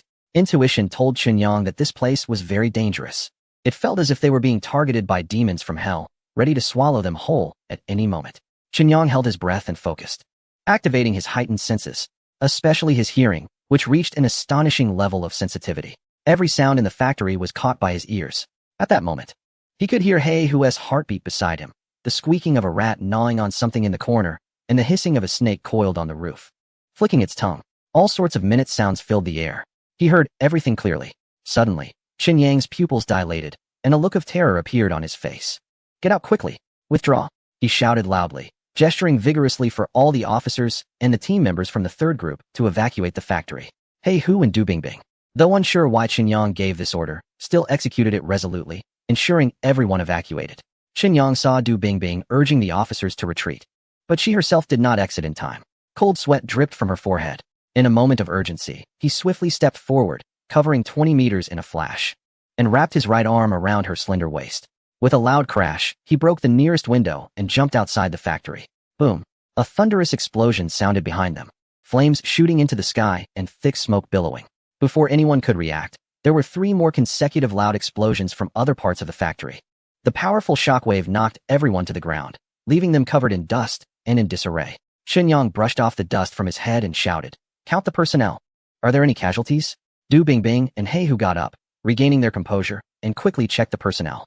Remarkably, no one was killed. Only 2 people had minor injuries that didn't even qualify as serious wounds. Everyone breathed a sigh of relief, their faces showing smiles of survival. If it weren't for Qinyang's timely intervention to stop everyone from entering the factory and his reminder to all evacuate, this massive explosion could have resulted in countless injuries and fatalities. Du Bingbing, still shaken, looked at Qinyang with gratitude. She had been very close to the bomb. If Qinyang hadn't saved her, she would have been turned into a pile of minced meat, dead beyond recognition. "Thank you." Her lips moved for a long time before she could utter that one sentence. However, Qinyang didn't pay much attention to her words. Instead, he angrily walked to an open area and looked around. "This is a remote-controlled bomb. Everyone, search the nearby high ground," he ordered. "The criminals must be at a distance, using binoculars to observe us." They pressed the detonation button as soon as they saw us enter the factory. Hei Hu and Du Bingbing, coming back to their senses, immediately instructed their subordinates to search in all directions.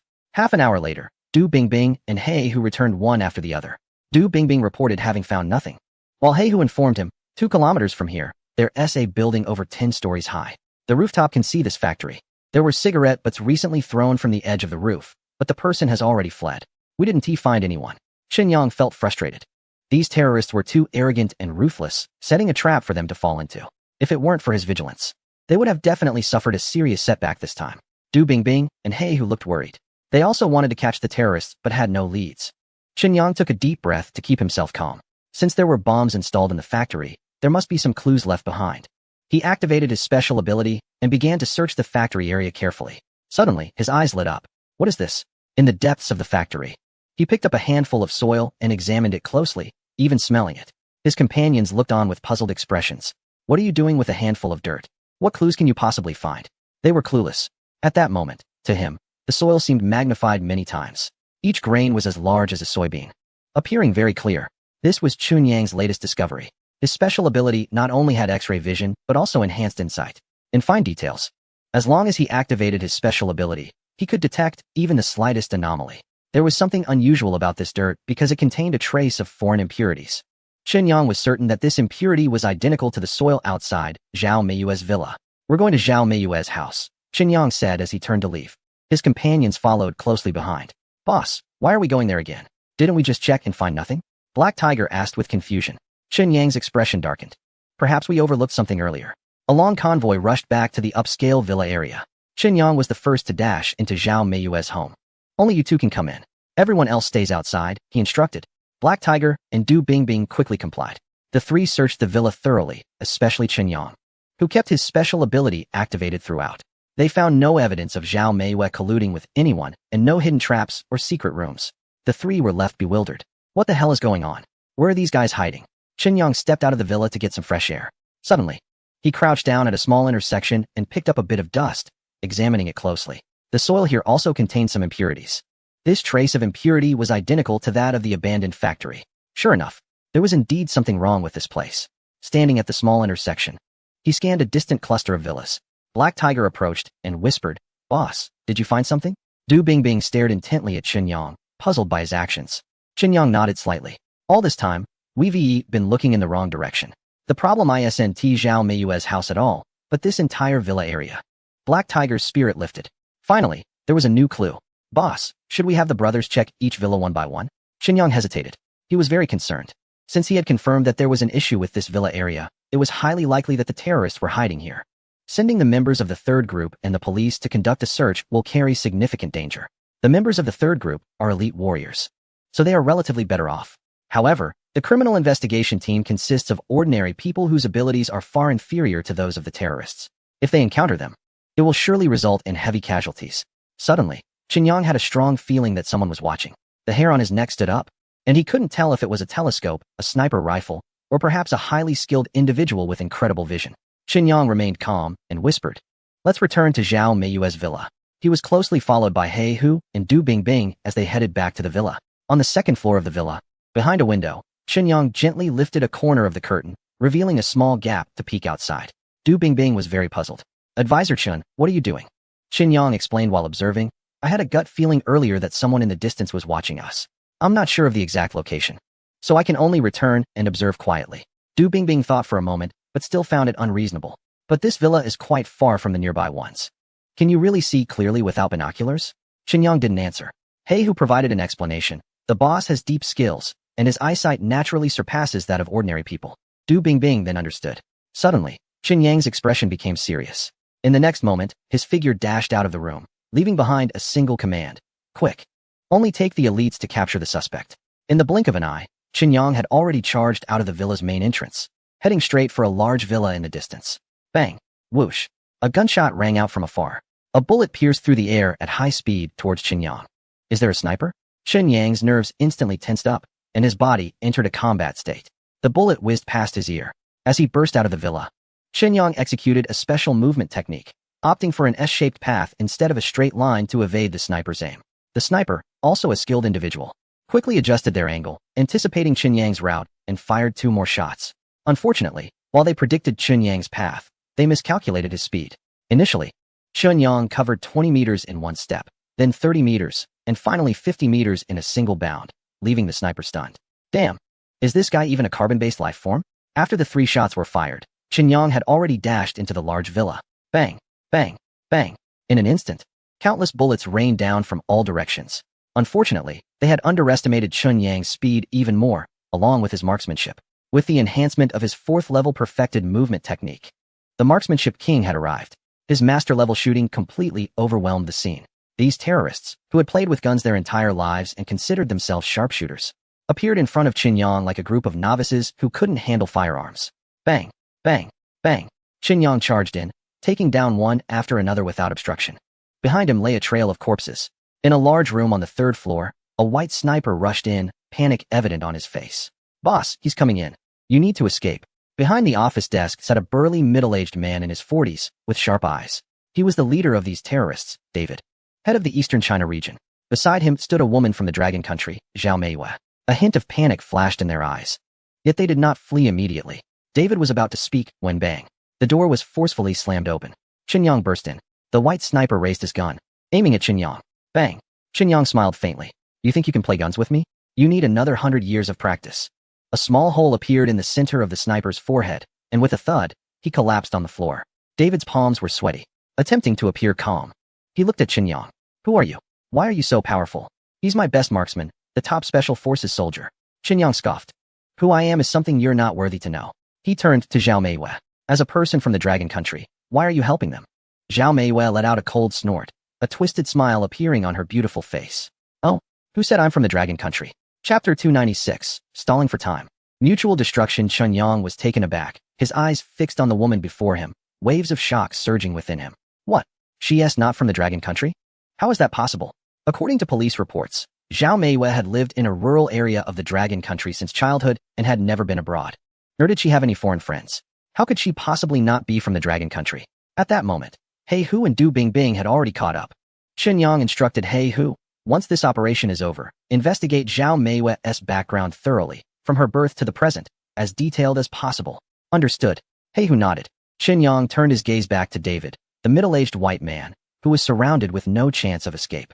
Yet he didn't seem particularly afraid. This was unusual. Qinyang thought for a moment, a glimmer of hope rising within him. Quickly tell me, Zhang Zhanshan is still in your hands, right? He is not dead, is he? A smug look appeared in David's eyes. Ha ha, that's right. He is still alive, right here with me. His 3 subordinates are also in my grasp. You'd better release us now, or they will surely die. Qinyang's face turned pale. Impossible, since they've fallen into our hands. There is no way we'll let you escape. Quickly confess where they are, or I have 100 ways to make you talk. David glanced at him, snorting dismissively, completely unconcerned by the threat. Suddenly, Qinyang sensed something was off. David's heartbeat and breathing have become much steadier compared to earlier. He is no longer in a state of panic, but rather calm and composed, as if he is ready to face anything. How did this happen? What gave him such confidence? Qinyang made a quick decision. He gestured for the third team to firmly control David and Zhao Meiyue to prevent any tricks. He also signaled for everyone to quiet down. He perked up his ears and listened intently. In the abandoned factory, the other party was able to install a bomb, attempting to kill everyone. In this stronghold, David had no reason not to pull some small tricks. Seeing Qinyang's tense demeanor, David laughed again. Useless. The time bomb is hidden in a very secret place. You won't find it in a short time. Moreover, Zhang Zhanshan and the others are also hiding there. If you don't let me go, they will undoubtedly die. Slap. Qinyang gave him a heavy slap. Quickly tell me, where are the bomb and the people hidden? A prisoner still wants to negotiate? David's eyes were cold. As a veteran and a commander, his psychological resilience was exceptionally strong. Let me remind you, there are only 10 minutes left before the bomb explodes. The entire villa will collapse. Don't even think that Zhang Zhanshan, or even you, can stay here if you don't leave. Let me go. That's your only choice. Qinyang stared intently into David's eyes. From his expression, there was not a trace of excitement, nor any desire for life. It's over. David was lying. This guy never intended to leave. He kept insisting on being released. But it was just a smokescreen, a delaying tactic. The purpose was to buy time, trading their lives for the lives of everyone present. It was a deal where they wouldn't lose. Most importantly, to drag the skilled Qinyang down with them. With one loud bang, they would all be buried here, causing a significant loss to the nation by taking out a top expert. No matter how you think about it, he was gaining something. Qinyang's heart sank. He grabbed Zhao Meiyue by the hair. Do you realize that David wants to die? He never intended to save you and leave together. Zhao Meiyue looked puzzled. Impossible. The bomb is about to explode. You have to let us go. Before she could finish, slap. Qinyang struck her pale face, leaving a clear mark. He then turned to Black Tiger and Du Bingbing. You all hurry and leave. Take David with you. Everyone in the villa must evacuate. Not a single person can remain within 100 meters. Black Tiger and Du Bingbing hesitated. What about you? Qinyang urged anxiously. Don't worry about me, just go. I need to stay behind and find a way to rescue Brother Zhang. Zhao Meiyue must know where he is being held. If she doesn't say, I'll interrogate her, using 100 kinds of evil torture methods on her. I'll keep tormenting her until the bomb explodes, and I'll perish with her. Qinyang was in a frenzied state. At this moment, he appeared to have the courage to destroy the world. He Hu and Du Bingbing were both shocked. They never expected that Qinyang would go to such extremes to save someone. Not only was he disregarding his own life, but he was also resorting to such drastic measures to deal with the spy. It sounded chilling. Du Bingbing wanted to say something, but was pulled out of the room by He Hu. Qinyang nodded secretly. After cooperating for so long, it was He Hu who understood him. As David was taken away, Zhao Meiyue's heart sank completely, especially when she saw Qinyang's gloomy gaze. She was so frightened that her hands and feet trembled. Don't come any closer. Qinyang unleashed all his power, forming a powerful aura that made Zhao Meiyue feel breathless. You better confess quickly. Where are Zhang Zhanshan and the others trapped? Otherwise, we'll just wait to be blown to bits together. As Qinyang spoke, he did not pause, directly striking her with a palm, releasing a surge of internal energy. Ah! Zhao Meiyue screamed loudly, her beautiful face twisting in pain as if a terrifying monster had invaded her body, rampaging within her. With every movement, she felt excruciating tearing pain, causing immense destruction. Qinyang, however, continued to interrogate her leisurely. You have less than 10 minutes. If you don't speak, you'll be blown to smithereens in agony. If you confess honestly, I can stop immediately. Zhao Meiyue was drenched in sweat, her whole body feeling like she had just been pulled from water, her clothes clinging to her and revealing much of her figure, appearing weak. I'll tell you, just stop. Qinyang's palm was pressed against her back, extracting the internal energy he had unleashed. Zhao Meiyue let out a long breath, feeling much better. It's not 10 minutes, it's 5 minutes. There are only 3 minutes left now. Qinyang's expression changed drastically. Damn David. From the very beginning, he wanted Qinyang to accompany him in death. He had deliberately misled Qinyang by saying it was 10 minutes, making him think there was time to save people. As a result, while trying to save someone, The bomb would explode. Everything would be over. Quickly say, where's the bomb? Where is Zhang Zhanshan? Qin Yang's eyes burned with urgency. Chapter 297, Ever Present. Chilling upon reflection, time was of the essence. The time bomb was about to explode in 3 minutes. Qin Yang still didn't know where the person was hidden. How could he not be anxious? Zhao Meiwen moved her hands and feet, feeling weak all over. Help me up. The time bomb and Zhang Zhanshan are both hidden in the basement. Qin Yang didn't have time to think further. He quickly grabbed Zhao Meiwen and rushed towards the basement. The door to the basement was locked. Qin Yang, as if performing a magic trick, took out his sword and cut the lock. With a kick, he kicked open the heavy iron door. Upon rushing in, he saw a timed bomb placed next to a load-bearing wall, surrounded by 3 large bombs. Qin Yang's heart trembled. The amount of drugs is enough to level the entire villa. Even more terrifying is the countdown displayed above. Qin Yang's hair stood on end. His eyes widened in shock. The numbers on the countdown felt like a grim reaper wielding a scythe, ready to harvest all lives. 30, 29, 28. Qin Yang forced himself to stay calm and glanced around. In a corner, he found Zhang Zhanshan, bloodied and in tattered clothes, unconscious. Why was he the only one? Where were the others? Qin Yang shouted anxiously. Time was slipping away second by second. Any changes would be unacceptable. The Grim Reaper was drawing closer. Who could endure this? It was a tremendous psychological horror. Zhao Meiwen's face turned pale, and she screamed, "Run. David deceived you. The other 3 officers have been shot." Only this Zhang was left behind for questioning. Qin Yang was furious. Damn it. He glanced at the countdown. 20, 19, 18. The bomb was about to explode. Qin Yang's eyes turned bloodshot, and he unleashed explosive strength. In a flash, he picked up Zhang Zhanshan and grabbed Zhao Meiwen, rushing out of the basement. They ran like lightning, bursting through the villa's front door. Without stopping, they continued running until they reached 200 meters away, where He Hu, Du Bingbing, and others were waiting, having set up a sandbag wall. Qin Yang finally stopped, threw Zhao Meiwen to the ground, and gently set down Zhang Zhanshan. An ambulance had arrived, and someone was carrying a stretcher to take Zhang Zhanshan to the hospital. Boom, boom, boom, boom. For consecutive loud explosions echoed. The entire villa was engulfed in flames. Reduced to rubble, the ground shook. The stretcher bearers stumbled, nearly dropping Zhang Zhanshan, but Qin Yang quickly steadied him. Get him to the hospital. The medical personnel finally calmed down and loaded the stretcher into the ambulance. Amid the urgent sirens, the white ambulance sped away. The terrorist organization in Jiang City was uprooted. However, the terrorist groups lurking in various parts of the region were still active. Qin Yang immediately called Tang Xinyu, the head of the Eastern China region, David, and the undercover spy Zhao Meiwen were 2 key figures, and their capture was crucial for the national counterterrorism operations. Tang Xinyu was extremely delighted. She immediately decided to dispatch elite personnel from headquarters to Jiang City to bring the 2 criminals back. The next morning, He Hu hurriedly reported the investigation results on Zhao Meiwen to Qin Yang. After comparing blood types, DNA, and other aspects, it was confirmed that Zhao Meiwen was indeed not the biological daughter of her parents. The elderly couple also admitted that they had adopted her. However, they were unclear about who Zhao Meiwen's biological parents were. They learned from neighbors that initially Zhao Meiwen's arrival at the Zhao family was indeed somewhat different from that of an ordinary child, primarily due to her accent, behavior, and living habits. However, over time, she gradually became normal. As a child, nobody paid much attention to her. Looking back now, Zhao Meiwen's background raises significant concerns. It's likely that she was sent as an undercover agent by a small island nation.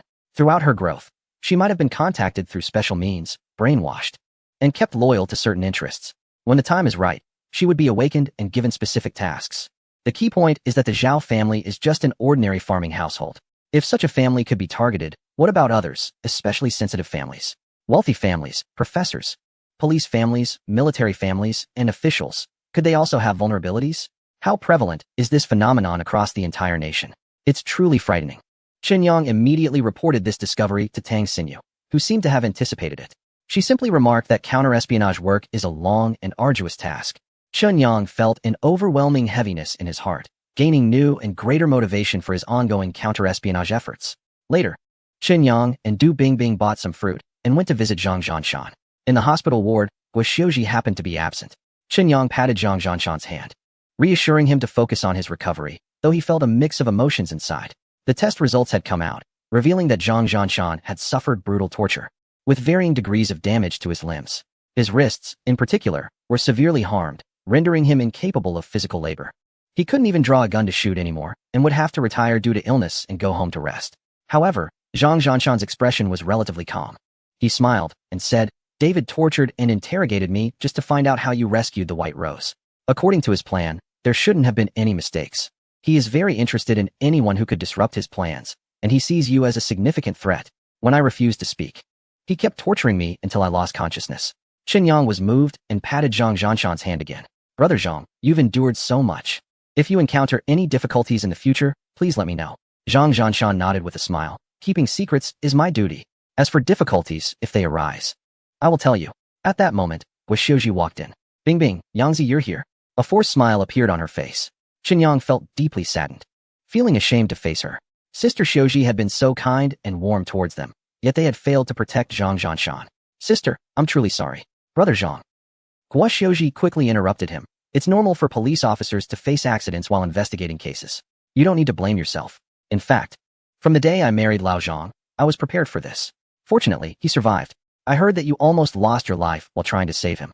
She held Qin Yang's arm, her gratitude sincere, yet there was an inexplicable worry and melancholy in her eyes. Yangzi, thank you. However, there's something I don't know if I should say. Chapter 298. A beautiful agreement. Feeling guilty for the theft sister-in-law. If you have something to say, just say it. Her husband was seriously injured and hospitalized, which made Guoxiuji feel very upset. Qin Yang understood this well. Yangzi, you are still young. In the future, when handling cases and facing danger, you must act according to your capabilities. Never be like old Zhang, who stubbornly pushed on throughout his life and ultimately brought himself down.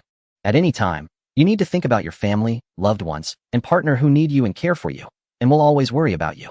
Guoxiuji's words left Qin Yang momentarily stunned. He didn't expect her not to blame him for not protecting Zhang Ge, but rather to show concern for him. On the hospital bed, Zhang Zhanshan listened to his wife's words and couldn't help but shed tears. Wife, I'm sorry. Guoxiuji smiled at him. Beside them, Du Bingbing was extremely shocked. She was even more fierce than Zhang Zhanshan, always at the forefront. Thinking back, her parents must have been worried and anxious all these years, right? At this moment, Qin Yang looked at the couple and didn't know what to say. He took out a bank card from his pocket and handed it to Guoxiuji. Sister-in-law, this is 100,000 yuan to help with your living expenses. If you encounter any difficulties in the future, you can tell me. Guoxiuji was reluctant to accept it, but Qin Yang insisted. Sister-in-law, you probably don't know that I'm not a public servant. My real identity is that of a big boss, worth billions. The 5-star hotel, Moonbay, is my property. You must not refuse. Guoxiuji glanced at her husband, unsure whether to accept it or not. Zhang Zhanshan looked at Qin Yang and slowly nodded. Since it's a brotherly gesture, you should accept it. In the future, if I can't work, you will have to endure hardships. Guoxiuji held back her tears, but her gaze was exceptionally firm. Zhang Zhanshan's gratitude towards Qin Yang was beyond words. To risk life to save someone is not something just anyone can do. This young brother is extraordinary. He possesses remarkable skills, yet remains humble, low-key, and refined. Despite being in a high position, he isn't even in a formal role. Running a successful business and worth billions? Wow. Du Bingbing watched from the side, her impression of Qin Yang evolving again. She seriously doubted whether her previous self was blind. How could such a good person have been mistaken for a scumbag or a playboy? If he really were a playboy, that would be great. Did she also have a chance? As noon approached, Guoxiuji wanted to treat them to a meal, but Qin Yang received another invitation call. It was a bit unexpected, yet not entirely surprising. Hey handsome, want to meet up? The call connected, and upon hearing this, Qin Yang instantly lost his composure. Sister Yulan, don't scare me. On the other end of the line, Su Yulan chuckled. Why are you so timid? With your looks? Haven't you encountered any bold women or strong girls who are after your charm? Qin Yang felt even more flustered. Sister, can we just have a normal chat? However, Su Yulan had no intention of letting him off easily. Are you so nervous because you're afraid of being found out by Cici? Don't think I'm unaware of the little secret between you two. Qin Yang was utterly speechless. Regarding his situation with Lu Cici, he had always been unsure whether it was a fateful encounter or a chaotic relationship. In any case, Lu Cici wasn't planning to go public, nor would she marry him, yet he didn't want to give up. It was all just vague and confusing. And now Su Yulan had caught hold of his little secret. Seeing the opportunity, Su Yulan pressed on. Mr. Chun, how about we grab a meal together today? Qin Yang quickly agreed. Sure, just tell me the location. After hanging up, he bid farewell to Zhang Zhanshan and Guoxiuji, parting ways with Du Bingbing. He drove to the Yuntian Grand Hotel. Looking up, he noticed the hotel sign had changed to Choyang Grand Hotel, with a small note below, Store 0002, Yuntian Store. Qin Yang stepped into the elevator and checked his phone, glancing at the messages. He couldn't help but complain inwardly. What was Su Yulan up to? Wasn't he at just a meal? Why had the meeting place changed to the presidential suite? Meeting alone in a hotel room. Was that appropriate? Any normal person would think along those lines. Was Su Yulan hinting at something? Forget it. She was not hinting. She made it very clear with her first words. Shall we meet? It was an outright invitation. Qinyang rubbed his temples. If he went in, would he be able to leave unscathed? The worst part was that Su Yulan clearly knew that Yuntian Grand Hotel was her property and still chose to meet here. What if someone saw them? Wouldn't that be embarrassing? Fortunately, this was Yuntian, not Moon Bay, and there weren't many acquaintances around. Otherwise, if someone bumped into them, it would be truly awkward. Ding! The elevator stopped at the top floor. Qinyang instinctively peeked out. Luckily, there was no one around. Walking down the hotel corridor, he checked the room number. According to the directions, the presidential suite was just around the corner. As he reached a corner, he suddenly heard footsteps coming from the other end of the corridor. Despite the thick, soft carpet, his keen ears picked it up clearly. Surely he wouldn't run into an acquaintance at such an inopportune moment? According to the initial arrangement, Zhong Qin served as the general manager of Yuntian Grand Hotel. However, she definitely wouldn't be showing up here. As a general manager of a 5-star hotel, she had too many responsibilities and hardly any time to patrol the floors or check on rooms. Wang Fei was the security director of Yuntian Grand Hotel. He seems to have a bit of a chance. However, the footsteps from the opposite side are gentle and unhurried. It's likely a lady, definitely not that tough guy. In just 0.00001 seconds, Qinyang's mind went through a complex psychological change. Alas, there's no way around it, feeling guilty as a thief. Adjusting his mindset, Qinyang continued forward. The presidential suite was just around the corner. Mr. Yang? At the most inappropriate time and the most awkward place. The last person he wanted to see appeared before him. Today, Zhong Qin was dressed in a professional outfit. The red skirt suit tightly wrapped around her figure. With her hair elegantly styled, she exuded a mature charm with a competent appearance. If it were any other time, Qinyang would definitely take a good look. But today, he dared not look too much. The panic in his eyes fleetingly passed. Ah, Sister Qin, what are you doing here? Zhong Qin was momentarily stunned. Today, a big client is staying in the top suite. I came over to visit personally and discuss next year's company renewal issues. What about you? Qinyang stammered, unsure of how to respond. Suddenly, Zhong Qin exclaimed, I know, you must be. The annoying Zhong Qin left her words hanging, leaving Qinyang in an awkward state. Enough to dig a hole with his toes. After a pause, Zhong Qin, with her big eyes fixed on Qinyang, continued, You're not here to supervise, are you? Afraid I'll slack off?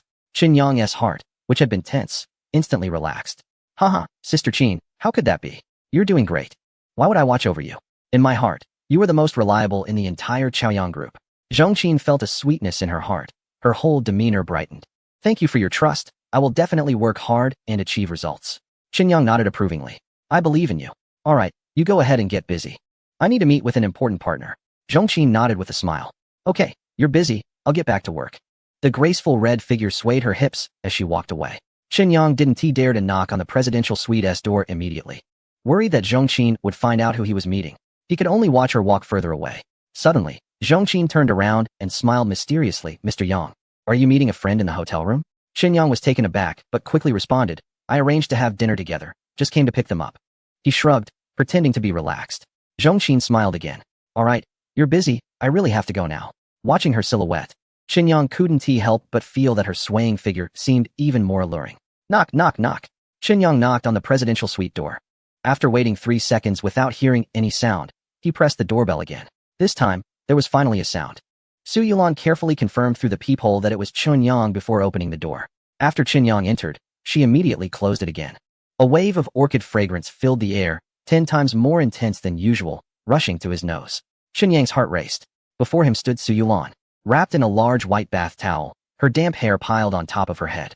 A droplet of water slid down her forehead, precariously teetering on the edge of a cliff. Qinyang felt an urge to gently push it off the peak. Did I come too early? Qinyang thought to himself. Feeling a bit timid, Su Yulan smiled charmingly. No, it's just that I took too long to wash up. Just wait a moment while I dry my hair and change my clothes. It won't take long. She tightened the towel around her chest and, barefoot, sprinted back to the bathroom. Qinyang watched her retreating figure, imagining the state beneath the bath towel. His heart began to race uncontrollably. Thud, thud, thud. Qinyang instinctively turned away, trying not to look or think. A buzzing sound of a hairdryer filled the air. After an hour of anticipation, Su Yulan appeared before him in a beautiful green qipao. Her makeup was exquisite and her figure elegant. She was stunningly beautiful. How do I look? Is it pretty? She gently twirled around, showcasing her best side to Qinyang. He couldn't help but nod. Really beautiful. Su Yulan's eyes sparkled with laughter, swaying gracefully like willows in the wind as she stepped closer to him. So tell me, who is more beautiful, me or CC? The rich fragrance made Chun Yang's breath quicken, and he instinctively took 3 steps back. Su Yulan continued to close the distance, her soft body almost pressed against him. Answer me, who is more beautiful? Qin Yang had no choice but to respond. You're both beautiful. Su Yulan wrinkled her delicate nose in dissatisfaction. Then why do you only want CC and not me? What are you afraid of? Her actions became even bolder. Qin Yang's anger surged. He could no longer endure it. In one swift motion, he pulled the enchanting figure into his arms. The touch was silky smooth. Today I want you. As he spoke, he leaned in, forcefully pressing his lips against hers. The sudden turn of events startled Su Yulan, and she pushed Qin Yang away in a panic. Rushing out of the presidential suite, she had only acted on a whim today and hadn't intended to engage in anything inappropriate. Qin Yang, behaving unusually, took the offensive, leaving her at a loss, like a frightened little bird fleeing the scene. Qin Yang straightened his clothes, a smug smile on his face. See, will you dare to tease me again in the future? During the subsequent meal, Su Yulan was much more obedient and no longer engaged in any antics. After a long while, the blush on her face gradually faded. Sister Yulan, go ahead and tell me, are you inviting me to dinner for something? Qin Yang took a sip of red wine and spoke slowly. Su Yulan used a tissue to dab her rosy lips and looked at Qin Yang with her beautiful eyes. Last time, you promised me that you would act in a film with me. Now the opportunity has come. Excitement sparkled in her eyes. I recently got a role in a big-budget period film. The scriptwriter, director, and actors are all top-notch. Originally, all the important actors were confirmed. But the actor for the second male lead got injured today while filming another project and can't fulfill his commitment. Our film has already started shooting and can't wait. The director is going crazy, searching everywhere for a male actor who is available. Unfortunately, only the second male lead is left. Well-known male stars look down on it. And the director is worried that lesser-known actors may not have the acting skills. Qin Yang understood and couldn't help but ask, you want me to play the second male lead? He quickly shook his head. I've never acted before. If you want me to do a cameo as an extra, I might be able to give it a try. But jumping straight into the second male lead, I definitely can't handle that. Besides, even if my acting skills were up to par, I wouldn't do it. The second male lead has a lot of scenes, and I don't have that kind of time. We're not short of money. It's just for fun. Su Yulan glared at him, fuming. Xiaoyang, what do you mean? You can sing seriously with Lu Cece. But with me, it's just for fun? Am I not important to you? Qin Yang was at a loss for words. Su Yulan puffed out her cheeks and deliberately turned her head away, refusing to look at him. How about I give it a shot? Qin Yang tentatively suggested. Su Yulan's eyes lit up. Are you agreeing? Qin Yang rubbed his temples, his forehead creased. It's not that I'm unwilling, but I'm worried about my acting skills causing trouble for you. Su Yulan smiled reassuringly. It's okay. You can try out for the role first and see how it feels. If it really doesn't work out, I won't force you. Qin Yang nodded helplessly. All right then, I'll give it a try. Sigh. The competitive spirit of women can be quite terrifying. On the set of the film, the shooting had fully commenced. At a critical moment, the absence of the second male lead made everyone in the crew anxious. Fortunately, the director announced good news. A well-known male star had agreed to come in for an audition and would arrive shortly. In the crew, as soon as they heard someone was coming to audition, the gossiping women immediately questioned the director. Which male star is it? Is he handsome? Is he famous? Director Zhao Ming, although a renowned director, was quite easygoing outside of filming. He promptly revealed the name, Sun Xian.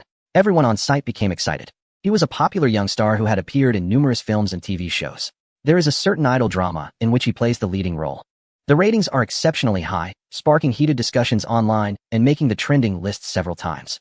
He is a powerhouse among idol actors, with impeccable popularity, looks, and acting skills. If it weren't for this film, a major production directed by a renowned director, it's unlikely that someone of Sun Xian's caliber would consider a supporting role. No wonder the director is not in a hurry. With Sun Xian on board, he can undoubtedly handle the supporting male role. To put it bluntly, it's not about us choosing him anymore. It's about him choosing us. Big-name stars tend to select scripts, roles, and partners, which is quite normal. At 2:30 in the afternoon, Qin Yang and Su Yulan arrived at the filming set almost simultaneously. Accompanied by his assistant and manager, Sun Xian also entered the set. Su actress, I look forward to your guidance. Upon seeing Su Yulan, he rushed over. After all, as a newcomer, his status in the entertainment industry cannot be compared to that of Su Yulan. He must be respectful when necessary. Su Yulan was a bit surprised. Sun Xian, you're here? Sun Xian quickly explained. Isn't your crew short a supporting male role? Thanks to director Zhao's consideration, I was invited to audition. Both Su Yulan and Zhao Ming are big names in the industry, and Sun Xian dared not offend either, speaking very politely. Su Yulan glanced at Qin Yang. Her feelings somewhat complicated. She had just settled matters with Qin Yang, and now the director had found another male star. This could be a bit troublesome. All right, see you later. Su Yulan greeted him modestly and turned to walk into the filming area. The director was inside, discussing the details of the performance with several actors. Each role requires attention to certain details during the performance. Su Yulan walked straight over. Director Zhao, I saw Sun Xian. Did you notify him to come for an audition? Zhao Ming's face lit up. Great, he is here? The whole crew has been waiting for this supporting role. Su Yulan hesitated but nodded. Yes, he is here. But I also brought a friend. Would you like to take a look at him too? To be honest, at that moment, Su Yulan felt a bit regretful. Had she known, she wouldn't have taken this role. This film is not produced by her own company. If it were one of her company